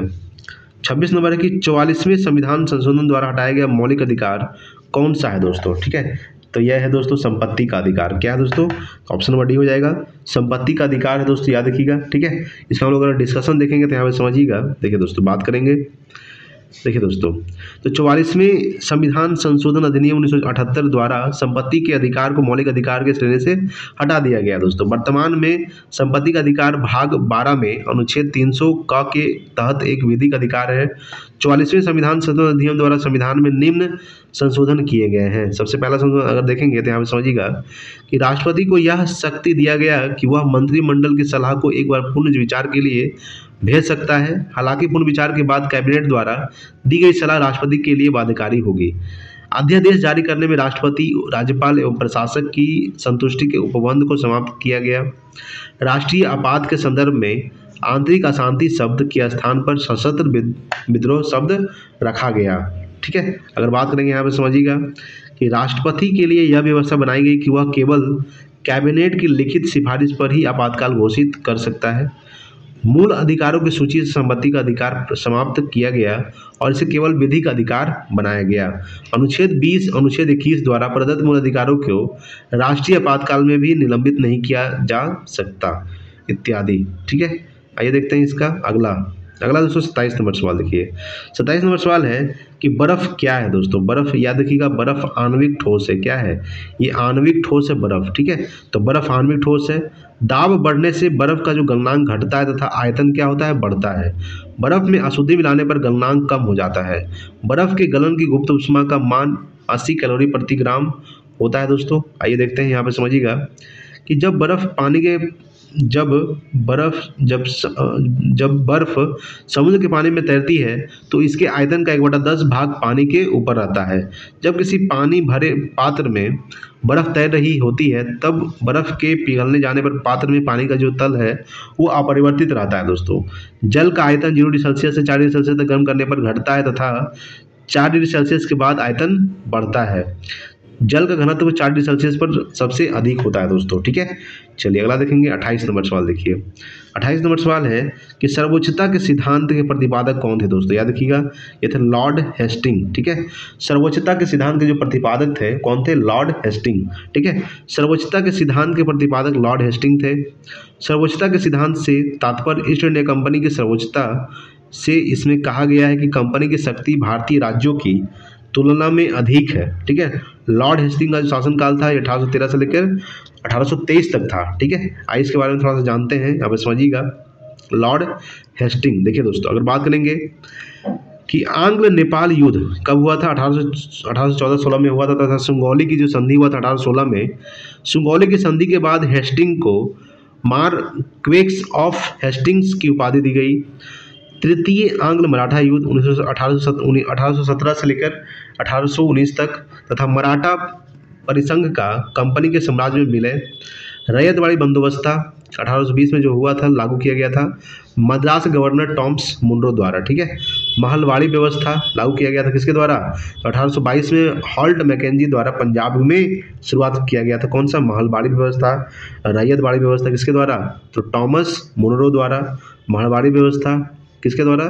तो हॉल्ट मैकेंजी द्वारा, ठीक है, याद रखिएगा। अगर बात करेंगे यहाँ पे समझिएगा कि 1822 में, ठीक है, 1822 का टेनेसी एक्ट या काश्तकारी अधिनियम लागू बंगाल में हुआ था। अगला दोस्तों 29 नंबर कि संविधान सभा के प्रथम अध्यक्ष कौन थे दोस्तों? याद रखिएगा, ये थे डॉक्टर सच्चिदानंद सिन्हा, ठीक है, याद रखिएगा।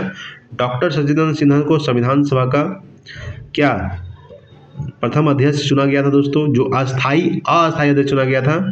9 दिसंबर 1946 को संविधान सभा का प्रथम बैठक हुआ था जिसमें डॉक्टर सच्चिदानंद सिन्हा को अस्थाई अध्यक्ष चुना गया था दोस्तों, ठीक है। अगर बात करते हैं कि संविधान सभा के प्रथम अध्यक्ष डॉक्टर सच्चिदानंद सिन्हा थे। कैबिनेट मिशन की संस्तुतियों के आधार पर भारतीय संविधान के निर्माण करने वाली संविधान सभा के गठन हेतु चुनाव जुलाई 1946 में हुआ। 9 दिसंबर 1946 को संविधान सभा की प्रथम बैठक नई दिल्ली में हुई। इस बैठक में सबसे बुजुर्ग सदस्य डॉक्टर सच्चिदानंद सिन्हा को सभा का अस्थाई अध्यक्ष चुना गया। 11 दिसंबर 1946 को डॉक्टर राजेंद्र प्रसाद को संविधान सभा के अस्थाई अध्यक्ष निर्वाचित हुए। संविधान निर्माण की प्रक्रिया में कुल 2 वर्ष 11 महीना और 18 दिन लगा था। संविधान के प्रारूप पर कुल 114 दिन पर बहस हुआ था दोस्तों, याद रखिएगा। अगर बात करते हैं यहाँ पे समझिएगा कि मूल संविधान में कुल 22 भाग थे, 395 अनुच्छेद एवं 8 अनुसूचियाँ थी। संविधान सभा की प्रमुख समितियाँ उनके अध्यक्ष, यहाँ पे समझिएगा, संचालन समिति डॉक्टर राजेंद्र प्रसाद, संघीय संविधान समिति पंडित जवाहरलाल नेहरू, प्रांतीय संविधान समिति सरदार वल्लभ भाई पटेल, प्रारूप समिति डॉक्टर भीमराव अम्बेडकर, संघ शक्ति समिति पंडित जवाहरलाल नेहरू, ठीक है, यहाँ पे समझिएगा। और दोस्तों, ठीक है, अगर बात करेंगे कि मौलिक अधिकारों एवं अल्पसंख्यकों संबंधी परामर्श समिति सरदार वल्लभ भाई पटेल, राष्ट्र ध्वज संबंधी तथ्य समिति कौन थे? डॉक्टर राजेंद्र प्रसाद। अगला दोस्तों 30 नंबर सवाल समझिएगा कि निम्नलिखित में से कौन सी पुस्तक महात्मा गांधी से संबंधित है दोस्तों, ठीक है, याद रखिएगा, यंग इंडिया, ठीक है, यंग इंडिया जो दोस्तों ये महात्मा गांधी से संबंधित है पुस्तक है, ठीक है। अगर बात करेंगे दोस्तों इसका डिस्कशन देखेंगे तो यहाँ पे समझिएगा कि ये यंग इंडिया जो है पुस्तक महात्मा गांधी से संबंधित है। महात्मा गांधी से संबंधित पत्र पत्रिकाएं एवं पुस्तक जैसे कि यंग इंडिया, हरिजन हो गया, ठीक है। आइए और देखते हैं नवजीवन, ठीक है, Navjivan, Hind Swaraj, my experiment with truth, ethical religion, pathway to God. Mahatma Gandhi संबंधित संस्थाएं जैसे कि नाटाल इंडियन कांग्रेस जो 1894 में स्थापित किया गया था, फिनिक्स आश्रम का स्थापना 1904 में हुआ था, टॉलस्टॉय फार्म का स्थापना 1910 में हुआ था दोस्तों, ठीक है। यहाँ पे देखेंगे समझिएगा कि हरिजन सेवक संघ का स्थापना 1932 में हुआ था, ठीक है। अगला दोस्तों 31 नंबर सवाल है कि लघु पथन के समय परिपथ में क्या होता है? तो धारा का मान बढ़ जाता है दोस्तों, यानी कि ऑप्शन नंबर सी हो जाएगा, ठीक है। तो लघु पथन के जो समय परिपथ में जो होता है ये धारा का मान बढ़ जाता है दोस्तों, ठीक है। अगर इसका हम लोग डिस्कशन देखेंगे मेन रूप से तो यहाँ पे समझिएगा। देखिए दोस्तों, लघु पथन यानी कि शॉर्ट सर्किटिंग, ठीक है, के समय परिपथ में धारा का जो मान होता है बढ़ जाता है। अति भारण यानी कि ओवर लोडिंग या लघु पथन यानी कि शॉर्ट सर्किटिंग से बचाव हेतु फ्यूज का उपयोग किया जाता है।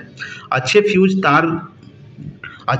तार टीन के बने होते हैं दोस्तों। सस्ता फ्यूज तार सीसा एवं टीन के मिश्र धातु का बना होता है।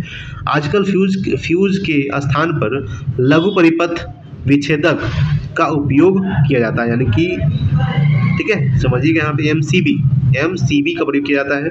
अगला दोस्तों कि घरों में दी जाने वाली विद्युत, ठीक है, घरों में दी जाने वाली विद्युत 220 वोल्ट की प्रवृत्ति यानी एसी धारा होती है जिसकी आवृत्ति 50 हर्ट्ज होती है दोस्तों। अगला है 32 नंबर सवाल, देखिएगा कि महाबलीपुरम का सप्त रथ मंदिर किसने बनवाया था दोस्तों? याद रखिएगा, तो ये पल्लवों ने बनवाया था, ठीक है। महाबलीपुरम का सप्त रथ मंदिर किसने बनवाया था? तो पल्लवों ने बनवाया था। तो महाबलीपुरम का सप्त रथ मंदिर का निर्माण पल्लव शासक नरसिंहवर्मन प्रथम ने करवाया था दोस्तों, ठीक है। अगर हम लोग इसका डिस्कशन देखेंगे मेन रूप से समझिएगा यहाँ पे कि रथ मंदिरों में सबसे छोटा द्रौपदी रथ है जिसमें किसी प्रकार का अलंकरण नहीं मिलता है। पल्लव वंश का संस्थापक सिंह विष्णु था दोस्तों, याद रखिएगा कि पल्लव वंश का संस्थापक कौन था? सिंह विष्णु। इसकी राजधानी कांचीपुरम थी। ठीक है। किराता जूनियम के लेखक भारवी सिंह विष्णु के दरबार में रहते थे। मत विलास प्रहसन की रचना पल्लव शासक महेंद्र वर्मन ने की थी। ठीक है। नरसिंह वर्मन द्वितीय ने कराची के कैलाशनाथ मंदिर तथा महाबलीपुरम के शोर मंदिर का निर्माण करवाया था। ठीक है। अगर बात करते हैं, यहाँ पे समझिएगा कि 10 कुमार चरित के लेखक डंडी नरसिंह देव के दरबार में रहते थे। नोट अगर यहाँ पे दोस्तों कि कांची के कैलाश मंदिर के निर्माण से द्रविड़ स्थापत्य कला की शुरुआत मानी जाती है। ठीक है। चलिए अगला देखते हैं, यहाँ पे समझिएगा। अगला आपके सामने दोस्तों 33 नंबर सवाल देखिए दोस्तों। 33 नंबर सवाल क्या है कि किसी ऐप को आरपीएफ द्वारा प्रतिबंधित किया गया है दोस्तों। ठीक है। याद रखिएगा रियल मैंगो। किस ऐप को? तो रियल मैंगो को आरपीएफ द्वारा प्रतिबंधित किया गया है।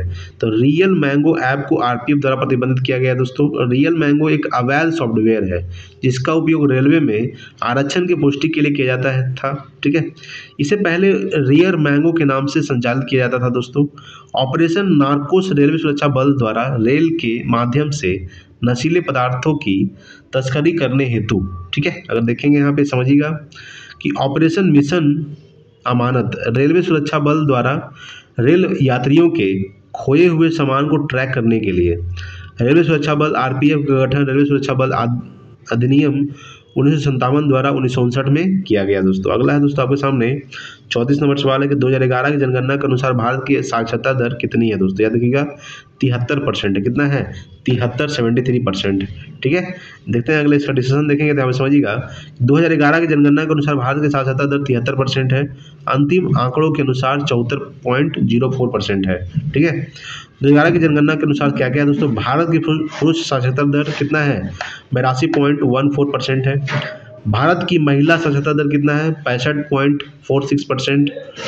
भारत का लिंगानुपात 943 है। भारत का शिशु लिंगानुपात 919 है। भारत का जनसंख्या घनत्व 382 व्यक्ति प्रति वर्ग किलोमीटर है दोस्तों। बिहार की साक्षरता दर कितना है? 61.8% है। ठीक है। बिहार की पुरुष साक्षरता दर 71.2%। बिहार की महिला साक्षरता दर 51.5%। बिहार का लिंगानुपात 218 है। बिहार का शिशु लिंगानुपात 935 है। बिहार का जनसंख्या घनत्व 1106 प्रति व्यक्ति वर्ग किलोमीटर है। ठीक है। चलिए अगला देखेंगे 35 नंबर सवाल देखिएगा। 35 नंबर है कि सर्वाधिक ऊंचाई पर स्थित मतदान केंद्र तसीगंग किस राज्य में है दोस्तों? याद रखिएगा तो ये है हिमाचल प्रदेश में। ठीक है। किस राज्य में है? हिमाचल प्रदेश में है तसीगंग। ठीक है। सर्वाधिक ऊंचाई पर स्थित मतदान केंद्र तासीगंग हिमाचल प्रदेश राज्य में स्थित है। 2023 के कर्नाटक विधानसभा चुनाव में पहली बार वोट फ्रॉम होम का विकल्प प्रदान किया गया। ठीक है। अगर बात करेंगे यहाँ पे समझिएगा कि वर्तमान में भारत के मुख्य निर्वाचन आयुक्त राजीव कुमार 25वां है। वर्तमान में बिहार के मुख्य निर्वाचन अधिकारी HR श्रीनिवास है दोस्तों। ठीक है। चलिए दोस्तों अगला सवाल देखते हैं। अगला दोस्तों 36 नंबर सवाल समझिएगा। यहाँ पे 36 नंबर सवाल क्या कह रहा है? 36 नंबर सवाल दोस्तों आपके सामने 36 नंबर सवाल है कि रानी दुर्गावती कहाँ की शासिका थी दोस्तों? याद रखिएगा तो ये गोंडवाना की थी। ठीक है। रानी दुर्गावती जो कहाँ की शासिका थी? गोंडवाना की। आइए इसका डिस्कशन देखते हैं तो समझिएगा यहाँ पे। ठीक है। देखिए दोस्तों बात करेंगे कि रानी दुर्गावती, ठीक है, रानी दुर्गावती गोंडवाना की शासिका थी। ठीक है। बात करेंगे कि रानी दुर्गावती का जन्म 5 अक्टूबर 1524 को प्रसिद्ध राजपूत चंदेल सम्राट कीरत राय के परिवार में हुआ था। रानी दुर्गावती को बचपन से ही तीरंदाजी तलवारबाजी का बहुत शौक था। रानी दुर्गावती का विवाह 1542 ईस्वी में गडक टंका यानी गोंडवाना के शासक दलपत शाह से हुआ। सन 1550 ईस्वी में राजा दलपत शाह की मृत्यु हो गई। ठीक है। रानी दुर्गावती समझिएगा यहाँ पे कि रानी दुर्गावती पति की मृत्यु के बाद अपने पुत्र वीर नारायण को राजगद्दी पर बैठाकर खुद राज्य की शासिका बन गई। अकबर के काल में गोंडवाना पर विजय अभियान आसफ खां के नेतृत्व में शुरू हुआ, क्योंकि अकबर उस समय उज्बेकों के विद्रोह का सामना कर रहा था। 1564 ईस्वी में दुर्गावती को युद्ध में पराजित कर दिया। बाद में इस राज्य को अकबर ने इसी राजवंश से संबंधित चंद्र शाह को सौंप दिया। ठीक है, चलिए देखते हैं अगला दोस्तों 37 नंबर सवाल देखिएगा। 37 नंबर सवाल आपके सामने है कि निम्नलिखित में से कौन सा रोग बैक्टीरिया जनित है। दोस्तों याद रखिएगा, ये है टाइफाइड। ठीक है, टाइफाइड जो दोस्तों ये बैक्टीरिया जनित रोग है। क्या है? बैक्टीरिया जनित रोग है टाइफाइड। ठीक है, टाइफाइड रोग बैक्टीरिया जनित रोग है। बैक्टीरिया यानी जीवाणु जनित रोग निम्न है। जैसे बात करें कौन कौन सा है, देखिए दोस्तों कौन कौन सा जीवाणु जनित रोग को यहाँ पे देखेंगे तो कॉड, हैजा, diphtheria, pneumonia, tetanus, gonorrhoea, plague, क्षय रोग। ठीक है, उसके बाद सिफिलिस आदि। विषाणु जनित रोग कौन कौन सा है दोस्तों, यहाँ देखेंगे विषाणु जनित रोग देखिएगा। विषाणु जनित रोग है हेपेटाइटिस, चेचक, खसरा, रेबीज, हर्पीस, डेंगू ज्वर, इन्फ्लुएंजा, एड्स, पोलियो। एड्स दिवस कब मनाया जाता है? 1 दिसंबर को। ठीक है, एड्स के जांच के लिए कौन सा टेस्ट किया जाता है? एलिसा टेस्ट किया जाता है। 1 दिसंबर को एड्स दिवस मनाया जाता है। कवक जनित रोग कौन कौन सा है दोस्तों, यहाँ पे देखेंगे। देखिए दोस्तों कवक जनित रोग है निम्न है एथलीट फुट, दाद, मधुरा फुट, खाज। ये सब क्या है दोस्तों? कवक जनित रोग है। कोविड-19 एक श्वसन आधारित रोग है जो कोरोना वायरस विषाणु द्वारा होता है। विटामिन की कमी से होने वाले रोग, अगर बात करेंगे सबसे पहले इधर विटामिन दोस्तों, इधर रोग है। देखिए विटामिन ए की कमी से कौन सा रोग होता है? रतौंधी, जीरोपथैलेमिया होता है। विटामिन B1 की कमी से बेरी रोग होता है। विटामिन B3 की कमी से पेलाग्रा होता है दोस्तों। विटामिन B11 के पेचिस होता है। विटामिन डी का रिकेट्स। विटामिन के कमी से हीमोफीलिया। विटामिन के का रसायन नाम क्या होता है? फिलोक्यूनोन। विटामिन ए का रसायन नाम रेटिनॉल। विटामिन ए का स्रोत क्या है दोस्तों? गाजर। विटामिन B1 का रसायन नाम थायमिन होता है। विटामिन B2 का रसायन नाम राइबोफ्लोविन। ठीक है, विटामिन डी का रसायन नाम क्या होता है दोस्तों? कैल्सिफिरोल होता है। ठीक है, याद रखिएगा। विटामिन B11 का रसायन नाम होता है फॉलिक एसिड। ठीक है, चलिए अगला देखते हैं दोस्तों, यहाँ पे समझिएगा। अगला है दोस्तों 38 नंबर सवाल देखिएगा। 38 नंबर सवाल आपके सामने है कि पाटलिपुत्र के संस्थापक कौन थे दोस्तों। याद रखिएगा, पाटलिपुत्र के संस्थापक थे उदयन। ठीक है, उदयन जो थे ये पाटलिपुत्र के संस्थापक थे। तो पाटलिपुत्र के संस्थापक उदयन थे। उदयन हर्यक वंश का शासक था दोस्तों। ठीक है, हर्यक वंश का संस्थापक बिंबिसार था। याद रखिएगा, ठीक है, बिंबिसार हर्यक वंश का संस्थापक था। बिंबिसार का पुत्र अजातशत्रु तथा अजातशत्रु का पुत्र उदयन था जो 460 ईस्वी पूर्व में मगध की गद्दी पर बैठा था। उदयन ने पाटलिपुत्र को मगध की राजधानी बनाया। पूर्व में राजधानी राजगृह थी। ठीक है, उसने पटना में गंगा एवं सोन के संगम पर एक किला भी बनवाया था दोस्तों। ठीक है, चलिए अगला देखेंगे 39 नंबर सवाल देखिएगा। 39 नंबर सवाल है कि ग्लूकोज का सूत्र क्या है दोस्तों। याद रखिएगा C6H12O6। ठीक है, C6H12O6 ये ग्लूकोज का सूत्र होता है C6H12O6। ठीक है, इधर हम लोग कुछ देखेंगे, जैसे कि यहाँ पे देखेंगे उपयोगी सूत्र, व्यापारिक नाम है दोस्तों, रासायनिक सूत्र। अगर बात करेंगे हाइड्रोजन, भारी हाइड्रोजन क्या होता है? D होता है। भारी जल D2O, लाफिंग गैस N2O। ठीक है, शुष्क बर्फ CO2। ठीक है, बेकिंग सोडा NHCO3, धोवन सोडा Na2CO3 NH2O, साधारण नमक NaCl जिसको सोडियम क्लोराइड भी बोलते हैं दोस्तों, plaster of Paris CSO4 half H2O, gypsum CSO4 2H2O। ठीक है, सब क्या है दोस्तों? रासायनिक सूत्र बहुत इंपॉर्टेंट है। जैसे जल गैस CO+H2, इथाइल C2H5OH, मंड C6H10O5 का सफिक्स N, फार्मेलिन। ठीक है, याद रखिएगा HCHO या CH2O। सिरका का क्या होता है दोस्तों? CH3COOH, marsh gas, methane gas, गोबर गैस CH4। जो मार्स गैस जो मीथेन गैस सबसे ज्यादा धान के खेत में पाया जाता है, याद रखिएगा। ठीक है, अगला दोस्तों 40 नंबर सवाल देखिए। 40 नंबर सवाल है कि कोठारी आयोग का संबंध किससे है दोस्तों। याद रखिएगा, तो यह है शिक्षा से। ठीक है, कोठारी आयोग का जो संबंध है किससे है? शिक्षा से है। ठीक है, कोठारी आयोग का संबंध किससे? शिक्षा से है। सन 1964 में भारत सरकार ने डॉक्टर दौलत सिंह कोठारी की अध्यक्षता में स्कूली शिक्षा प्रणाली को नया साकार व नई दिशा देने के उद्देश्य से कोठारी आयोग का गठन किया था दोस्तों। ठीक है, डॉक्टर कोठारी इस समय विश्वविद्यालय अनुदान आयोग के अध्यक्ष थे। ठीक है, चलिए देखेंगे अगला आपके सामने क्या है दोस्तों, समझिएगा। यहाँ पे अगला है 41 नंबर सवाल देखिए। 41 नंबर सवाल क्या कह रहा है? 41 नंबर सवाल है कि दोडा बेटा किस पर्वत की सबसे ऊंची चोटी है दोस्तों। याद रखिएगा कि दोडा बेटा किस पर्वत की सबसे ऊंची चोटी है? तो ये है दोस्तों नीलगिरी का। ठीक है, दोदा बेटा नीलगिरी पर्वत की सबसे ऊंची चोटी है। पूर्वी घाट एवं पश्चिमी घाट के पर्वत नीलगिरी पर्वत ग्रंथि में मिलते हैं, जिसका सर्वोच्च शिखर दोदा बेटा, जिसका ऊंचाई है दोस्तों कितना? 2637 मीटर। कितना है? 2637 मीटर ऊंचाई है दोदा बेटा का। दोदा बेटा दक्षिणी भारत का दूसरा सर्वोच्च शिखर है दोस्तों। ठीक है, आगे यहाँ पे देखते हैं, समझिएगा कि नीलगिरी नीलगिरी के दक्षिण में अन्नामलाई की पहाड़ियां हैं दोस्तों। अन्नामलाई की सर्वाधिक ऊंचाई चोटी अनामुड़ी 2695 मीटर है। यह पश्चिम घाट सहित संपूर्ण एशिया भारत का सर्वोच्च शिखर है दोस्तों। पूर्वी घाट की सबसे ऊंची चोटी जिंदागढ़ा चोटी है, जिसका ऊंचाई कितना है 1690 मीटर है। सतपुड़ा पर्वतमाला की सबसे ऊंची चोटी कौन सा है? धूपगढ़ है दोस्तों। कितना है? 1350 मीटर। उत्तरी सह्याद्री का सर्वोच्च पर्वत शिखर कलसुबाई है दोस्तों, याद रखिए कलसुबाई। यहाँ समझिएगा। अगला है दोस्तों कि अरावली पर्वतमाला सर्वोच्च शिखर गुरु शिखर है, जिसका ऊंचाई 1722 मीटर है, जो माउंट आबू के पहाड़ियों में स्थित है।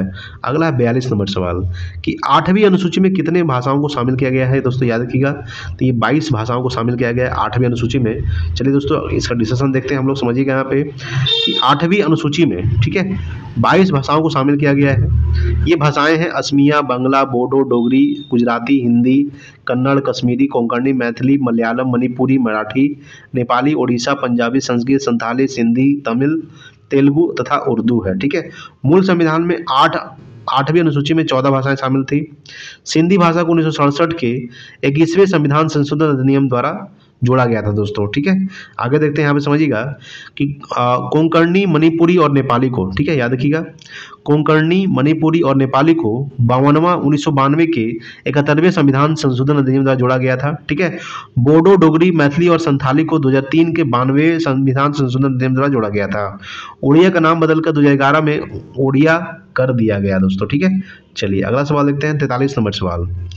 43 नंबर सवाल आपके सामने कि चंद्रयान 3 के लैंडर का नाम क्या है दोस्तों, याद रखिएगा। तो ये है विक्रम। ठीक है, याद रखिएगा कि चंद्रयान 3 के लैंडर का नाम क्या है? विक्रम। ठीक है, चंद्रयान 3 के लैंडर का नाम विक्रम है। चंद्रयान 3 को 14 जुलाई 2023 को श्रीहरिकोटा स्थित सतीश धवन अंतरिक्ष केंद्र से LVM-3M4 रॉकेट द्वारा प्रक्षेपित किया गया था। चंद्रयान 3 ने 23 अगस्त 2023 को चंद्रमा के दक्षिणी ध्रुव पर सॉफ्ट लैंडिंग की। ठीक है।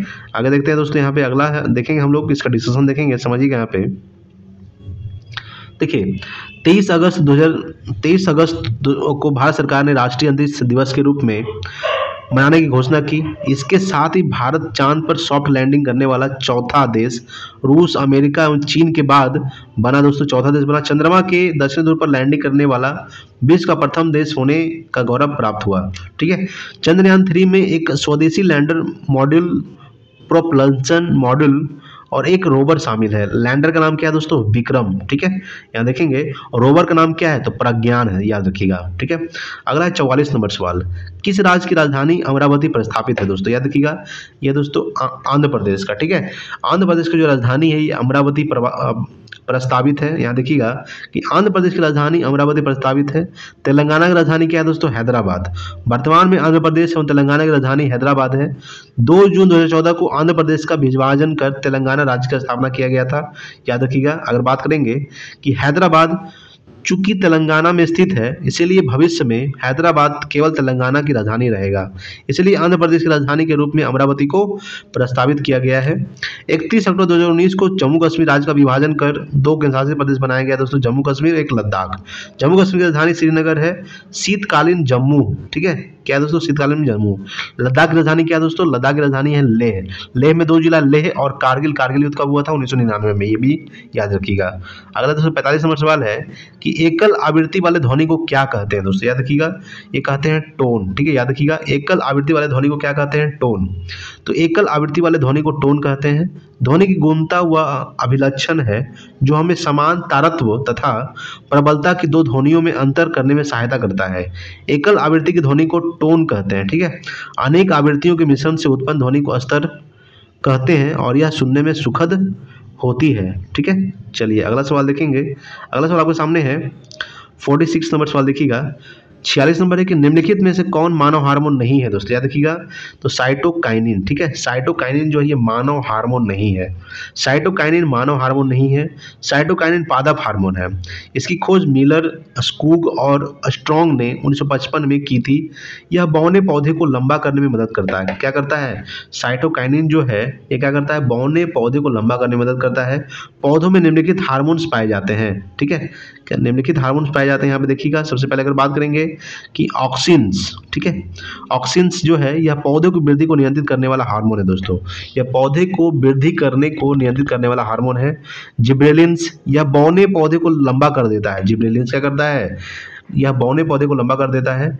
एब्सिसिक एसिड जो है यह वृद्धि रोधक हार्मोन है, यह बीजों को सुषुप्त अवस्था में रखता है दोस्तों, ठीक है।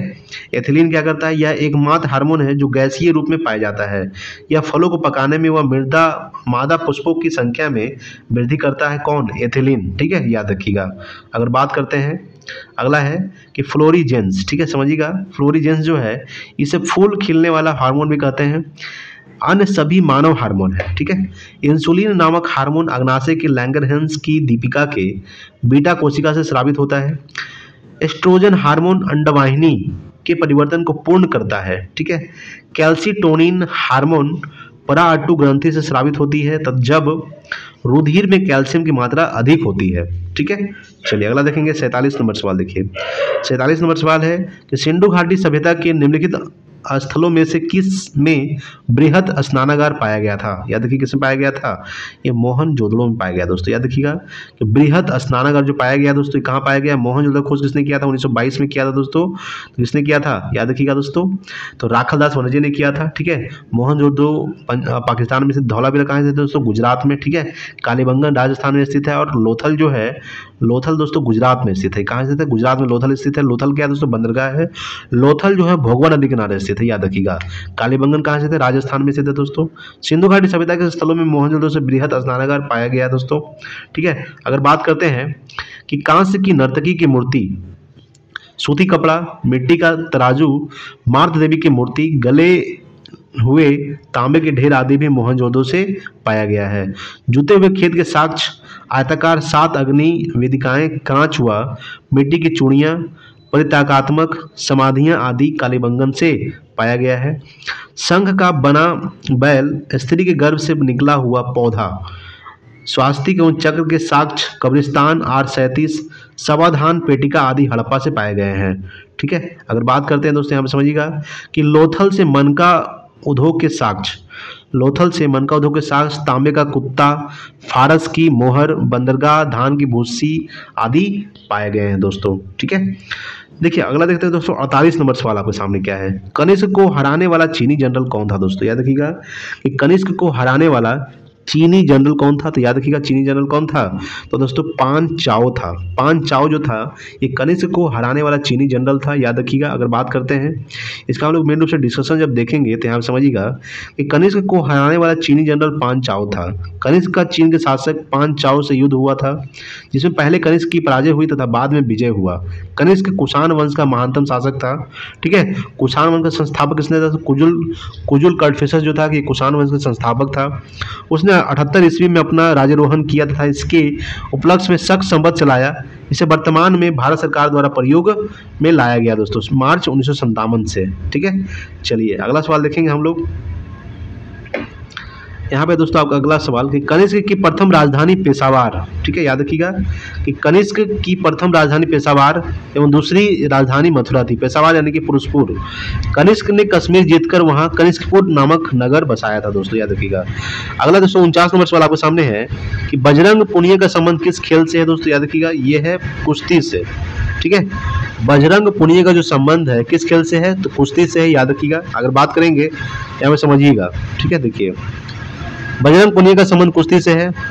प्रमुख खिलाड़ी एवं संबंधित खेल, जैसे कि खिलाड़ी है इधर तो क्या दोस्तों खेल है, यहाँ समझिएगा। पीवी सिंधु जो है बैडमिंटन से संबंधित है। दीपिका कुमारी तीरंदाजी से है। हिमा दास कोडिंग एक्सप्रेस के नाम से जाना जाता है, के संबंध धावक से है। साइना नेहवाल का संबंध बैडमिंटन से है। दीपा कमाकर का संबंध जिम्नास्टिक्स से है। रवि कुमार दही का संबंध कुश्ती से है, ठीक है। और आगे देखते हैं दोस्तों, समझिएगा कि भाविना पटेल, ठीक है। भाविना पटेल का संबंध पैरा टेबल टेनिस से है। मनु भाकर का संबंध निशानेबाज से। मीराबाई चानू का संबंध भारोत्तोलक से है दोस्तों, ठीक है। अगला 50 नंबर सवाल है कि राज्यसभा कितने दिनों तक धन विधेयक को रोक सकती है दोस्तों। याद रखिएगा ये 14 दिनों तक रोक सकती है, ठीक है। तो राज्यसभा जो है कितने दिनों तक धन विधेयक को रोक सकती है, 14 दिनों तक। धन विधेयक का उल्लेख जो अनुच्छेद 110 में है दोस्तों, कौन है 110 में धन विधेयक को केवल लोकसभा में पेश किया जा सकता है, याद रखिएगा, ठीक है। तो देखिए यहाँ पे समझिएगा डिस्कशन देखेंगे।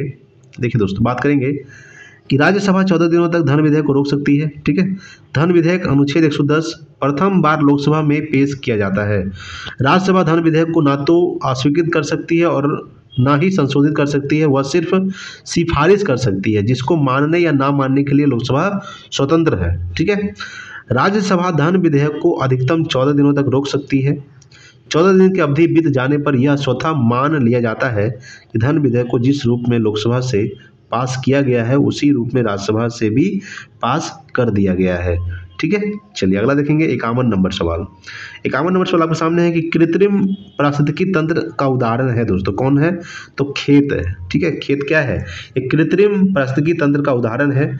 खेत कृत्रिम पारिस्थितिकी तंत्र का उदाहरण है दोस्तों। ठीक है, आइए इसका डिस्कशन देखेंगे तो आप समझिएगा कि प्राकृतिक पारिस्थितिकी तंत्र में जैविक तथा अजैविक घटक के बीच अंतःक्रिया होती है। यह प्रकृति में स्वाभाविक रूप से घटित होती है और इसके कामकाज के लिए किसी मानवीय गतिविधि की आवश्यकता नहीं होती है। ठीक है, कृत्रिम पारिस्थितिकी तंत्र देखिए यहाँ पे, यह जैविक और अजैविक घटकों वाला एक मानव निर्मित पारिस्थितिकी तंत्र है और इसमें प्रौद्योगिकी भी शामिल होता है। ठीक है, देखिए यहाँ पे अगर बात करेंगे यहाँ पे समझिएगा, देखिए दोस्तों पारिस्थितिकी तंत्र है, पारिस्थितिकी तंत्र इधर क्या है दोस्तों? प्राकृतिक पारिस्थितिकी तंत्र, कृत्रिम पारिस्थितिकी तंत्र। ठीक है, स्थलीय वन, घास मैदान, मरुस्थल। जलीय में क्या है दोस्तों? अलवण जलीय है, पारिस्थितिकी तंत्र है। सागर, ठीक है, अलवणीय पारिस्थितिकी तंत्र क्या है दोस्तों? तालाब, झील आदि नदी है दोस्तों। ठीक है, सागरीय पारिस्थितिकी तंत्र में क्या है, कौन सा उदाहरण क्या है? सागर, महासागर और सागर। ठीक है, अगर हम लोग कृत्रिम पारिस्थितिकी तंत्र में देखेंगे तो चिड़ियाघर, ठीक है, एक्वेरियम, खेत, ठीक है, पोल्ट्री फार्म, ये क्या है दोस्तों? ये सब कृत्रिम पारिस्थितिकी तंत्र है। ठीक है, यहाँ समझिएगा। और है दोस्तों जैसे कि बात करेंगे संक्रमणकालीन पारिस्थितिकी तंत्र में आता है एस्चुरी, लैगून आदि। ठीक है, चलिए अगला देखेंगे 52 नंबर सवाल। देखिए 52 नंबर सवाल है कि तूतीकोरिन बंदरगाह किस राज्य में स्थित है दोस्तों? तो ये तमिलनाडु में स्थित है। याद रखिएगा कि तूतीकोरिन बंदरगाह जो है ये तमिलनाडु राज्य में स्थित है। तूतीकोरिन बंदरगाह का नया नाम वीओ चिदंबरनार पोर्ट है। ठीक है, यहाँ से मुख्यतः खाद्य तेल, कोयला, नमक एवं पेट्रोलियम उत्पादों का निर्यात किया जाता है दोस्तों। ठीक है, अगर बात करेंगे तो यहाँ पे समझिएगा कि तूतीकोरिन जो बंदरगाह है ये मन्नार की खाड़ी में अवस्थित है। जैसे भारत के प्रमुख बंदरगाह है दोस्तों, इधर क्या है दोस्तों? अवस्थित है, यानी कहाँ स्थित है? जैसे कांडला पोर्ट बंदरगाह जो है कच्छ की खाड़ी गुजरात में स्थित है दोस्तों। ठीक है, इसका नया नाम क्या है? दीनदयाल उपाध्याय कोलकाता बंदरगाह। ठीक है, श्यामा प्रसाद मुखर्जी बंदरगाह दोस्तों, याद रखिएगा। अगर बात करेंगे यहाँ पे समझिएगा कि कोचीन बंदरगाह कहाँ स्थित है दोस्तों? याद रखिएगा, कोचीन बंदरगाह वेबनाड कयाल मुहाने पर केरल में स्थित है। न्यू मंगलोर बंदरगाह दोस्तों तो मंगलुरु कर्नाटक में स्थित है। मुंबई बंदरगाह सबसे बड़ा तो मुंबई महाराष्ट्र में स्थित है। जवाहरलाल नेहरू या नाहवा सेवा बंदरगाह, ठीक है, कहाँ स्थित है? पनवेल, नवी मुंबई महाराष्ट्र में। तो पारादीप बंदरगाह दोस्तों उड़ीसा में स्थित है। मुगाओ बंदरगाह तो जुआरी नदी के बाएं तट पर गोवा में स्थित है। चेन्नई बंदरगाह तमिलनाडु, एन्नौर बंदरगाह तमिलनाडु। ठीक है, याद रखिएगा। अगर बात करेंगे कि विशाखापट्टनम बंदरगाह आंध्र प्रदेश जो सबसे गहरा है दोस्तों, याद रखिएगा। अगला दोस्तों 53 नंबर सवाल है कि फॉरवर्ड ब्लॉक की स्थापना किसने किया था? तो इसने किया था सुभाष चंद्र बोस ने किया था। ठीक है, फॉरवर्ड ब्लॉक पार्टी की जो स्थापना की थी सुभाष चंद्र बोस ने किए थे। तो फॉरवर्ड ब्लॉक की स्थापना सुभाष चंद्र बोस ने किया था। ऑल इंडिया फॉरवर्ड ब्लॉक की स्थापना 3 मार्च 1939 को सुभाष चंद्र बोस द्वारा किया गया था दोस्तों। ठीक है, चलिए अगला सवाल देखते हैं हम लोग इसका। देखिए दोस्तों अगर बात करेंगे कि फॉरवर्ड ब्लॉक, ठीक है, यहाँ पे समझिएगा कि फॉरवर्ड ब्लॉक या अखिल भारतीय सम्मेलन 1940 में नागपुर में आयोजित किया गया था। फॉरवर्ड ब्लॉक पार्टी का अध्यक्ष सुभाष चंद्र बोस को तथा महासचिव एच.बी. कामत को चुना गया था। सुभाष चंद्र बोस ने जर्मनी में फ्री इंडिया सेंटर की स्थापना की थी। 1 सितंबर 1942 को सुभाष चंद्र बोस ने आज़ाद हिंद फौज की पहले डिवीजन की स्थापना किए थे। ठीक है, आइए देखते हैं इसका अगला है।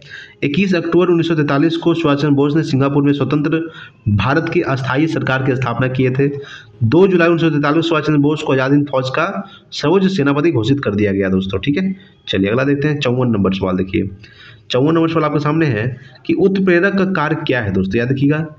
तो अभिक्रिया की दर को बढ़ा देना ये कार्य है, अभिक्रिया की दर को घटा देना ये भी कार्य है दोस्तों। किसका? उत्प्रेरक, यानी कि ए और बी दोनों होगा, यानी कि ऑप्शन नंबर क्या हो जाएगा? तो दो, ए बी दोनों हो जाएगा। ठीक है, डी हो जाएगा। ठीक है, अगला इसका हम लोग डिस्कशन देखेंगे तो यहाँ पे समझिएगा कि किसी अभिक्रिया में भाग लेने वाले अभिकारकों तथा प्राप्त होने वाले उत्पादों की सांद्रता में समय के साथ होने वाले परिवर्तन को अभिक्रिया की दर कहते हैं। ठीक है, अभिक्रिया की दर को प्रभावित करने वाले कारक जैसे कि उत्प्रेरक, ठीक है, वह पदार्थ है जो स्वयं तो अभिक्रिया में भाग नहीं लेता है परंतु अभिक्रिया की दर को प्रभावित करता है। ठीक है, ऐसे उत्प्रेरक जो रासायनिक अभिक्रिया की गति को बढ़ाता है घनात्मक उत्प्रेरक कहलाता है दोस्तों। ठीक है, अगर बात करते हैं कि वह उत्प्रेरक जो अभिक्रिया की दर को घटाता है ऋणात्मक उत्प्रेरक कहलाता है।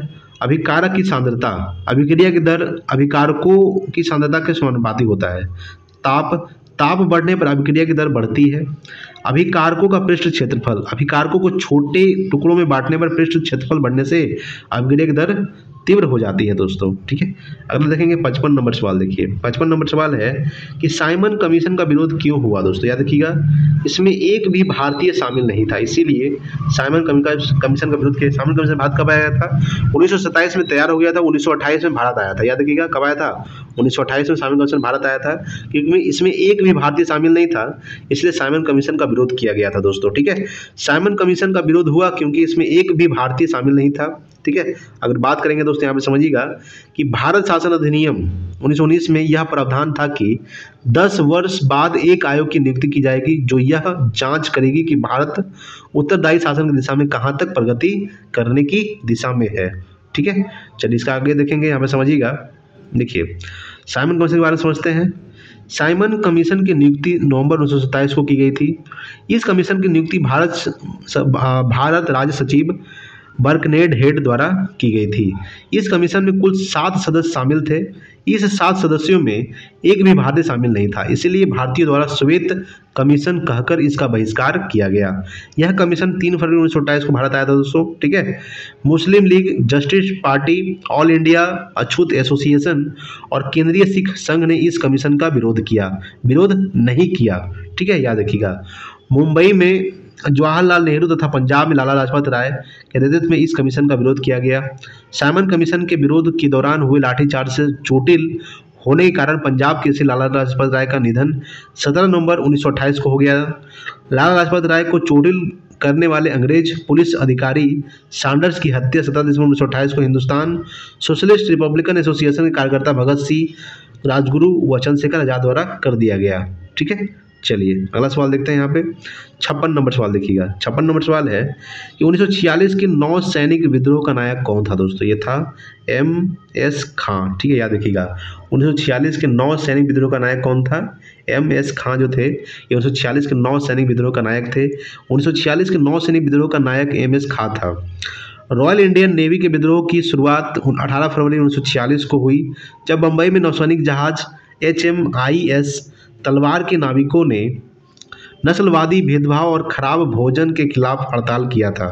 ठीक है, यहाँ समझिएगा कि इस सैनिकों ने BC दत्त की रिहाई की मांग की, जिन्हें जहाज की दीवार पर भारत छोड़ो लिखने के आरोप में गिरफ्तार किया गया था। सरदार पटेल व मोहम्मद अली जिन्ना के सलाह पर 9 सैनिकों ने आत्मसमर्पण कर दिया। विद्रोहियों ने आत्मसमर्पण करते हुए कहा कि हम भारत के सामने आत्मसमर्पण कर रहे हैं, ब्रिटेन के सामने नहीं। ठीक है, यहाँ आगे देखते हैं दोस्तों कि इस नौसैनिक विद्रोह में इंकलाब जिंदाबाद, जय हिंद, हिंदू मुस्लिम एक हो, ब्रिटिश साम्राज्यवाद मुर्दाबाद, आज़ाद हिंद फौज के कैदियों को रिहा करो आदि नारे लगाए गए। फरवरी 1946 में INA अधिकारी राशिद अली को सजा दी गई। ठीक है, अगला है दोस्तों 57 नंबर सवाल। देखिए 57 नंबर सवाल आपके सामने क्या कह रहा है। ठीक है, देखिए दोस्तों अगर बात करते हैं दोस्तों 57 नंबर सवाल देखिएगा, तो 57 नंबर सवाल है कि धात्विक खनिज का उदाहरण है। तो यहाँ देखिएगा सोना, चांदी और लोहा। ठीक है, सोना, चांदी और लोहा जो है, सोना, चांदी और लोहा ये धात्विक खनिज का उदाहरण है। सोना का संकेत AU होता है, याद रखिएगा। चांदी का संकेत AG होता है और लोहा का संकेत Fe होता है। यानी सोना का जो परमाणु संख्या होता है दोस्तों 89 होता है, याद रखिएगा। 79 होता है दोस्तों, 79। चांदी का 47 होता है और लोहा का 26 होता है दोस्तों परमाणु संख्या। चलिए इसका हम लोग मेन रूप से डिस्कशन देखेंगे, यहाँ पे समझिएगा। ठीक है, अगर बात करते हैं कि सोना, चांदी और लोहा, ठीक है, धातु खनिज का उदाहरण है। धातु के उदाहरण है दोस्तों सोना, चांदी, एल्युमिनियम, तांबा, लोहा, सीसा, platinum, potassium, beryllium, barium, zinc, calcium, nickel, manganese, पारा, मोब्लिडेनम, यूरेनियम, लिथियम, बिस्मथ, ये क्या है दोस्तों, सब धातु के उदाहरण हैं। ठीक है, धातुओं के भौतिक गुण, धात्विक चमक, धातु शुद्ध रूप में धातुएं चमकदार होती है दोस्तों। ठीक है, आघात वर्ध्यता, धातुओं को पीटकर पतले परत के रूप में परिवर्तित किया जा सकता है, इस गुण को आघात वर्ध्यता कहते हैं। ठीक है, अगर बात करते हैं कि कठोरता, या समझिएगा, कठोरता, धातुएं सामान्यतः कठोर होती है, कुछ क्षारीय धातुएं जैसे लिथियम, सोडियम, पोटेशियम मुलायम होती है। ठीक है, तन्यता, धातु के पतले तार के रूप में खींचने की क्षमता को तन्यता कहते हैं। उष्मा चालकता, धातुएं उष्मा की चालक होती है। विद्युत चालकता, सामान्यतः धातुएं विद्युत की चालक होती है। अधातुओं के उदाहरण कौन कौन है, जैसे कि हाइड्रोजन, ठीक है, nitrogen, oxygen, fluorine, neon, chlorine, xenon, helium, radon, ये सब क्या है दोस्तों, रेडॉन क्या है, गैस है। ठीक है, ये सब क्या है, ये अधातुओं के उदाहरण है। ठीक है, अगर बात करेंगे, समझिएगा कि एकमात्र द्रव अधातु कौन है दोस्तों, bromine, carbon, phosphorus, sulphur, selenium, boron, silicon, iodine, ठोस अधातु के उदाहरण है। अगला दोस्तों 58 नंबर सवाल है कि बेला डीला किस लिए प्रसिद्ध है दोस्तों, याद रखिएगा, बेला डीला जो है किस लिए प्रसिद्ध है, तो लौह अयस्क के लिए प्रसिद्ध है। याद रखिएगा कि बेला डीला जो है ये लौह अयस्क के लिए प्रसिद्ध है। तो बेला डीला लौह अयस्क के लिए प्रसिद्ध है दोस्तों। भारत में लौह अयस्क के दो प्रमुख प्रकार हेमाटाइट तथा मैग्नेटाइट पाए जाते हैं। अगर देखेंगे यहाँ पे समझिएगा कि लौह अयस्क के कुल आरक्षित भंडारों का लगभग 95% भाग उड़ीसा, झारखंड, छत्तीसगढ़, कर्नाटक, गोवा, आंध्र प्रदेश तथा तमिल राज्यों में स्थित है। उड़ीसा में लौह अयस्क सुंदरगढ़, मयूरभंज, झार पहाड़ी श्रृंखलाओं में पाया जाता है। गुरु महिसानी, सुलायत, बादाम पहाड़, जो मयूरभंज है दोस्तों, किरुबुरु यानी केंदुझार तथा बोनाई जो सुंदरगढ़ में है, तथा बोनाई सुंदरगढ़ लौह अयस्क खनन क्षेत्र है। बेला डीला छत्तीसगढ़ में प्रसिद्ध लौह अयस्क खनन क्षेत्र है दोस्तों, याद रखिएगा। अगर बात करते हैं कि बेला डीला एक पर्वत श्रृंखला है जो बैल के डिल कुबड़ की तरह दिखती है। डल्ली तथा दुर्ग में राजहरा की खदानें देश की लौह अयस्क की महत्वपूर्ण खदानें हैं। महाराष्ट्र में चंद्रपुरा भंडार और रत्नागिरी जिले, तेलंगाना के करीमनगर, वारंगल जिले तथा तमिलनाडु राज्य के सेलम तथा नीलगिरी जिले और लौह अयस्क खनन प्रदेश है। ठीक है, चलिए अगला देखेंगे। 59 नंबर सवाल आपके सामने है। 59 नंबर सवाल आपके सामने कि उष्ण कटिबंधीय, ठीक है, देखिएगा कि उष्ण कटिबंधीय सदाबहार वनस्पति का उदाहरण है। तो महोगनी और रोजवुड, याद रखिएगा, महोगनी और रोजवुड जो है ये उष्ण कटिबंधीय सदाबहार वनस्पतिपन का उदाहरण है दोस्तों। और हम लोग इसका डिस्कशन देखेंगे, यहाँ पे समझिएगा। अगर बात करेंगे, देखिए दोस्तों, उष्ण कटिबंधीय सदाबहार वनस्पति का उदाहरण है महोगनी और रोजवुड। उष्ण कटिबंधीय सदाबहार वनस्पति, ये वनस्पतियां 250 सेमी से अधिक वार्षिक वर्षा तथा 22 डिग्री सेल्सियस से अधिक औसत वार्षिक तापमान वाले क्षेत्रों में पाए जाते हैं।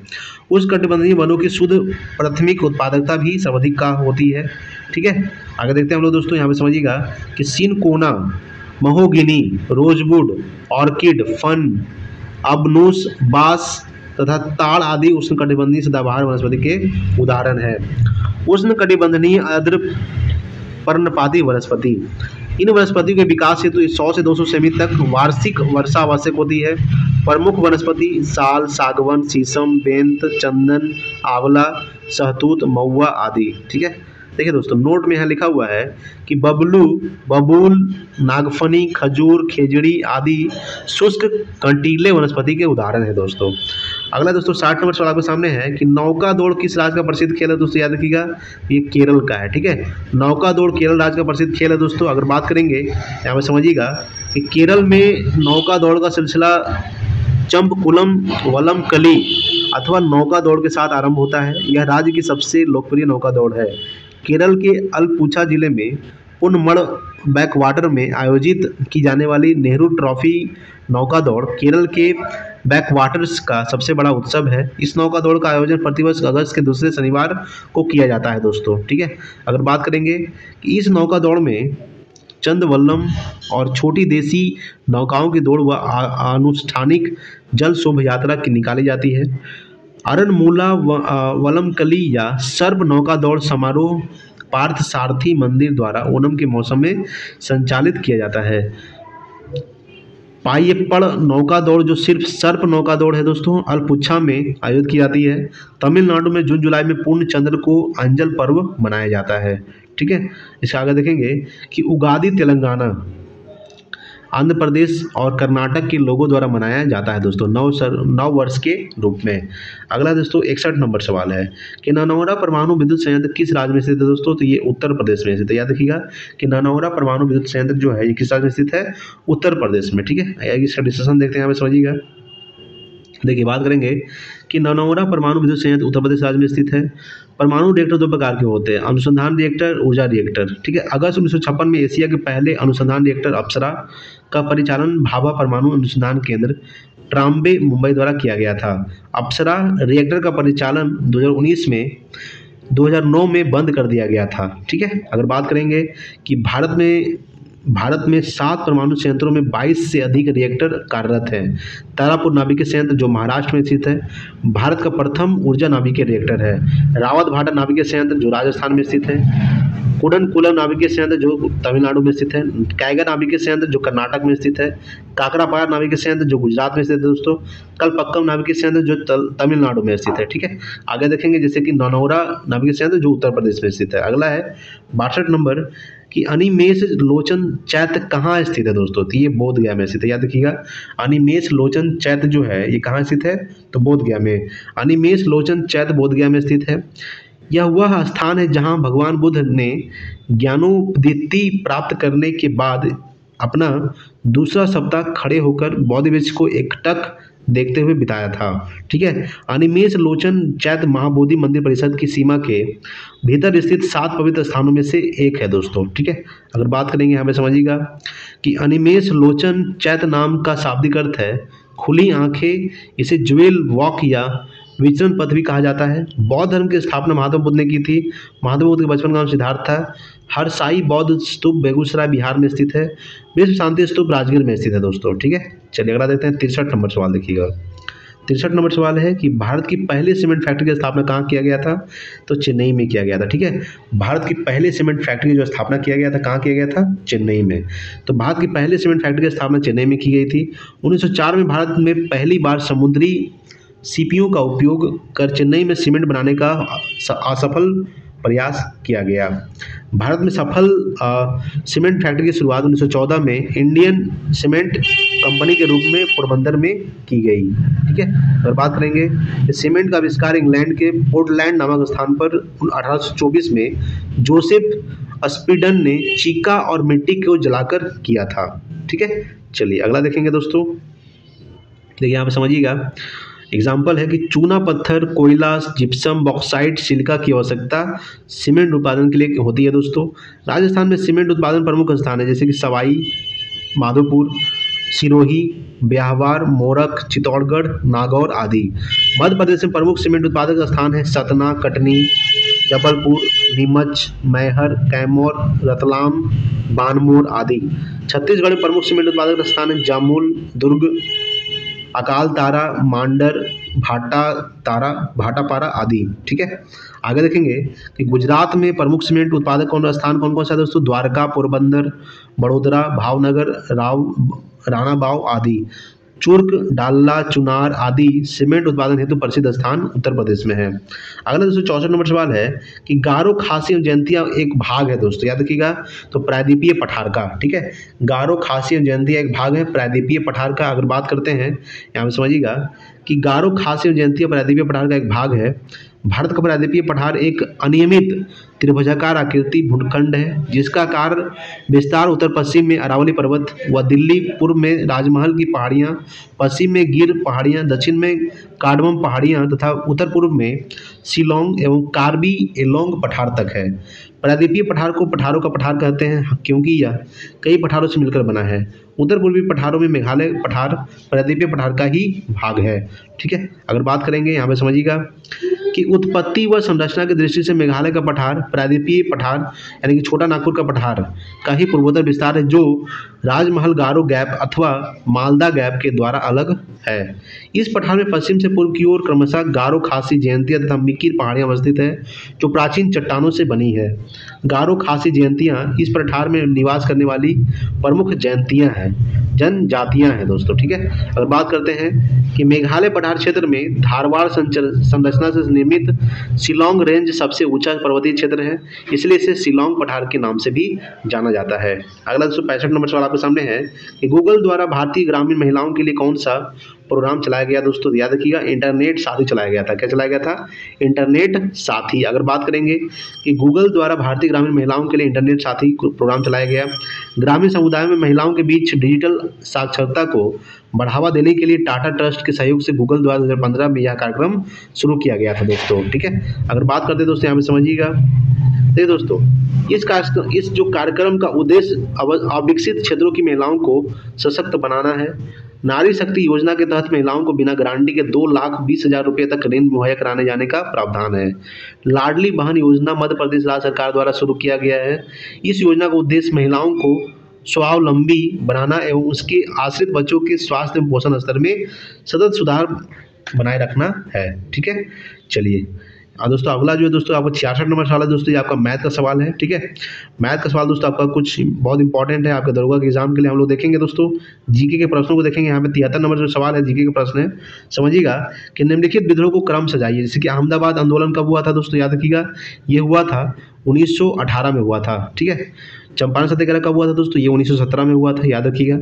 खेड़ा सत्याग्रह भी 1918 में हुआ था। यहाँ पे समझिएगा, अगर बात करेंगे तो देखिए दोस्तों, यहाँ क्रम में से जाना, सबसे पहले चंपारण सत्याग्रह होगा, तो 2 किसमें है दोस्तों? तो 2 सिर्फ ऑप्शन नंबर सी में ही है, ऑप्शन नंबर सी हो जाएगा। ठीक है, 2 क्या है? 2 से स्टार्टिंग किसका है? ऑप्शन नंबर सी है।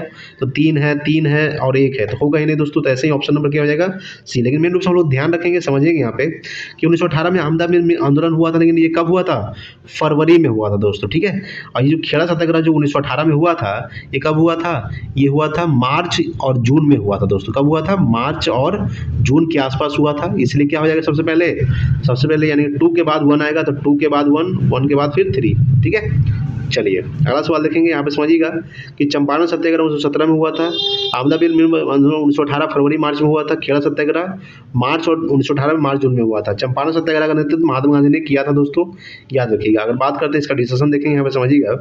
देखिए दोस्तों, बात करेंगे कि चंपारण सत्याग्रह, ठीक है, तिनकठिया प्रणाली 3/20 के विरुद्ध किया गया था। इस प्रणाली के तहत अंग्रेजों द्वारा किसानों से प्रत्येक 20 कट्ठा भूमि में 3 कट्ठा भूमि पर जबरन नील की खेती कराई जाती थी। प्लेग बोनस के लिए अहमदाबाद मिल के मजदूरों ने आंदोलन किया था। इसे समर्थन देने हेतु गांधी जी ने पहली बार भारत में भूख हड़ताल का प्रयोग किया था। खेड़ा सत्याग्रह गांधी जी द्वारा गुजरात के किसानों की समस्याओं को लेकर किया गया था दोस्तों। ठीक है, चलिए अगला सवाल देखेंगे हम लोग। अगला सवाल देखेंगे दोस्तों, हम लोग मैथ के सवाल जीके के सवालों को देखेंगे। 95 नंबर 96 नंबर सवाल है, यहाँ पे देखेंगे हम दोस्तों, समझिएगा। यहाँ पे देखिए दोस्तों, 95 नंबर सवाल आपके सामने है कि विधान परिषद का सदस्य बनने हेतु न्यूनतम उम्र होनी चाहिए दोस्तों, याद रखिएगा। तो 30 वर्ष। ठीक है, तो विधान परिषद का सदस्य बनने के लिए न्यूनतम उम्र कितनी होनी चाहिए? 30 वर्ष। विधान परिषद का सदस्य बनने हेतु न्यूनतम उम्र 30 वर्ष होनी चाहिए। विधान परिषद राज्य विधानमंडल का उच्च सदन होता है। विधानसभा राज्य विधानमंडल का निम्न सदन होता है। ठीक है, यहाँ पे देखिएगा, अगर हम लोग देखेंगे तो समझिएगा यहाँ पे कि विधानसभा का सदस्य बनने हेतु न्यूनतम उम्र 25 वर्ष होनी चाहिए। प्रमुख पद हेतु न्यूनतम उम्र, जैसे कि पंचायत चुनाव लड़ने हेतु 21 वर्ष। ठीक है, राज्यपाल, उपराज्यपाल, राष्ट्रपति, उपराष्ट्रपति हेतु कितने वर्ष? 35 वर्ष। लोकसभा सदस्य हेतु 25 वर्ष। ठीक है, राज्यसभा सदस्य हेतु 30 वर्ष। चलिए अगला सवाल देखते हैं। 96 नंबर सवाल देखिएगा। 96 नंबर है कि बृहद ट्रंक मार्ग ग्रांड ट्रंक रूट निम्न में से किससे संबंधित है दोस्तों? ये सड़क परिवहन से संबंधित, किससे संबंधित है? सड़क परिवहन से। तो बृहद ट्रंक मार्ग सड़क परिवहन से संबंधित है। बृहद ट्रंक मार्ग यानी ग्रांड ट्रंक रूट का निर्माण शेरशाह सूरी ने करवाया था, याद रखिएगा दोस्तों। अगर बात करते हैं कि कालांतर में अंग्रेज लॉर्ड ऑकलैंड ने इसका मरम्मत करवाया था। ठीक है, ग्रांड ट्रंक रोड दक्षिण एशिया की सबसे लंबी, सबसे पुरानी सड़क मार्ग है। ठीक है, वर्तमान के NH1 NH2 को सम्मिलित रूप से ग्रांड ट्रंक 1 रोड कहा गया जाता है। इस सड़क मार्ग को सड़क ए अंजाम भी कहा जाता है दोस्तों। ठीक है, चलिए ए आजम भी कहा जाता है। अगला दोस्तों 97 नंबर सवाल आपके सामने है। विश्व स्वास्थ्य संगठन का मुख्यालय निम्नलिखित में से किस देश में स्थित है दोस्तों? स्थित है दोस्तों स्विट्जरलैंड में, याद रखिएगा। अगर बात करते हैं कि विश्व स्वास्थ्य संगठन का मुख्यालय जेनेवा स्विट्जरलैंड में स्थित है। इसकी स्थापना 7 अप्रैल 1948 को की गई थी, इसलिए 7 अप्रैल को विश्व स्वास्थ्य संगठन के रूप में मनाया जाता है दोस्तों। ठीक है, अगर बात करते हैं, विश्व स्वास्थ्य संगठन एक ऐसी संस्था है जो विश्व के सभी देशों के साथ स्वास्थ्य संबंधी समस्याओं पर आपसी सहयोग तथा मानक विकसित करने का काम करता है दोस्तों। ठीक है, चलिए अगली बात करते हैं दोस्तों। अगला है इसका डिस्कशन, समझिएगा। तो विश्व स्वास्थ्य संगठन का मुख्य उद्देश्य पूरे विश्व के लोगों को बेहतर स्वास्थ्य भविष्य देना तथा स्वास्थ्य सेवाओं को मजबूत बनाना है। विश्व स्वास्थ्य संगठन में सदस्य देशों की संख्या कितना है दोस्तों? 194 है। कितना है? 194। वर्तमान में विश्व स्वास्थ्य संगठन के महानिदेशक टेड्रोस अधानोम घेब्रेयेसस है दोस्तों। कौन है? तो टेड्रोस अधानोम घेब्रेयेसस। विश्व स्वास्थ्य दिवस 7 अप्रैल को मनाया जाता है। विश्व के प्रमुख संगठन और उसके मुख्यालय दोस्तों ये देखेंगे यहाँ पे, समझिएगा। सबसे पहले बात करेंगे कि इधर स्थापना है, इधर क्या है दोस्तों? मुख्यालय है। ठीक है, एशियाई विकास बैंक यानी कि एडीबी का स्थापना 1966 में हुआ था, इसका मुख्यालय मनीला में है। ठीक है, दक्षिण पूर्वी एशियाई राष्ट्रों का संघ जिसको आसियान बोलते हैं, इसका स्थापना 1967 में हुआ था। ये कहाँ है दोस्तों? इसका मुख्यालय जकार्ता में स्थित है। इंडोनेशिया राजधानी जकार्ता में। नाटो का मुख्यालय स्थित है दोस्तों ब्रुसेल्स, बेल्जियम की राजधानी ब्रुसेल्स में। नाटो का स्थापना कब हुआ था? 1949 में हुआ था। सार्क का स्थापना 1985 में हुआ था। सार्क का मुख्यालय कहाँ स्थित है? काठमांडू में स्थित है। विश्व व्यापार संगठन यानी कि WTO का स्थापना कब हुआ था? 1995 में। इसका मुख्यालय जेनेवा में स्थित है। आधुनिक राष्ट्रमंडल का मुख्यालय लंदन में स्थित है। इसका स्थापना 1949 में हुआ था। ठीक है, आगे देखेंगे यहाँ पे, समझिएगा। अंतर्राष्ट्रीय मुद्रा कोष। ठीक है, अंतर्राष्ट्रीय मुद्रा कोष जिसका स्थापना 1945 में हुआ था, वाशिंगटन DC अमेरिका में स्थित है इसका मुख्यालय। अगला दोस्तों आपके सामने 98 नंबर सवाल है कि किसी अर्धचालक का ताप बढ़ाने पर उसकी प्रतिरोधकता क्या होती है दोस्तों? तो घटती है, याद रखिएगा। तो किसी अर्धचालक का ताप बढ़ाने पर उसकी जो प्रतिरोधकता है ये क्या होती है? तो घटती है। अगर बात करेंगे यहाँ पे, समझिएगा। देखिए दोस्तों, तो किसी अर्धचालक का ताप बढ़ाने पर उसकी प्रतिरोधकता घटती है। अर्धचालक यानी सेमीकंडक्टर ऐसे पदार्थ जिनमें इलेक्ट्रॉनिक संरचना इस प्रकार की होती है कि कहीं इलेक्ट्रॉन मुक्त हो जाता है और कहीं रिक्त कोटर हो जाता है दोस्तों, अर्धचालक कहलाते हैं। ताप बढ़ने पर अर्धचालक की चालकता बढ़ती है परंतु प्रतिरोधकता घटती है। ठीक है, अगला है 99 नंबर सवाल। देखिएगा, 99 नंबर सवाल है कि ओडोमीटर एक उपकरण है जिसके द्वारा मापन किया जाता है। क्या किया जाता है? तो दूरी का मापन किया जाता है, याद रखिएगा। ओडोमीटर एक उपकरण है जिसके द्वारा कार या वाहन द्वारा चली गई दूरी का मापन किया जाता है। ओडोमीटर यह उपकरण ध्वनि की तीव्रता मापने के काम में आता है दोस्तों। ठीक है, अगर बात करेंगे यहाँ पे, समझिएगा। ऑडियो फोन, इसका उपयोग लोग सुनने में सहायता के लिए कान में लगाने के लिए करते हैं। बैरोमीटर, यह उपकरण वायु दाब मापने के काम में आता है। आममीटर, इसका उपयोग विद्युत धारा को मापने के लिए किया जाता है दोस्तों। ठीक है, आइए दोस्तों अगला सवाल देखते हैं, यहाँ पे समझिएगा। देखिए दोस्तों, अगर बात करेंगे कि हाइग्रोमीटर, यहाँ समझिएगा कि हाइग्रोमीटर इसकी सहायता से वायुमंडल में व्याप्त आर्द्रता मापी जाती है। सिस्मोग्राफ या भूकंप की तीव्रता मापने वाला उपकरण है दोस्तों। फेरोमीटर, यह यंत्र समुद्र की गहराई मापने में काम आता है। रेन गेज, यह वर्षा मापने के काम में आने वाला उपकरण है दोस्तों। बल एक सदिश राशि है, इसका ऐसा मात्रक न्यूटन है। शक्ति का ऐसा मात्रक वाट होता है जिसे वैज्ञानिक जेम्स वाट के सम्मान में रखा गया है। अगला दोस्तों 100 नंबर सवाल, आज का लास्ट सवाल। 100 नंबर सवाल है कि अलकनंदा तथा भागीरथी नदी कहाँ आकर मिलती है दोस्तों? ये देवप्रयाग में आकर मिलती है। ठीक है, अलकनंदा तथा भागीरथी नदी जो है ये कहाँ आकर मिलती है? देवप्रयाग में। अगर बात करेंगे कि अलकनंदा तथा भागीरथी नदी देवप्रयाग में आकर मिलती है। अलकनंदा और भागीरथी का संगम क्या कहलाता है? देवप्रयाग कहलाता है। अलकनंदा और पिंडार का संगम कर्णप्रयाग कहलाता है। अलकनंदा और धौली गंगा का संगम विष्णुप्रयाग कहलाता है दोस्तों। ठीक है, अगर बात करेंगे तो यहाँ पे समझिएगा कि अलकनंदा और मंदाकिनी का जो संगम है ये रुद्रप्रयाग कहलाता है। अलकनंदा और मंदाकिनी का संगम नंद्रप्रयाग कहलाता है दोस्तों। ठीक है, ये दोस्तों 100 प्रश्नों को हम डिस्कस कर चुके हैं दोस्तों। वीडियो अच्छा लगा प्लीज़ लाइक कीजिएगा, शेयर कीजिए अपने दोस्तों के पास। Thank you so much. जय हिंद, वंदे मातरम।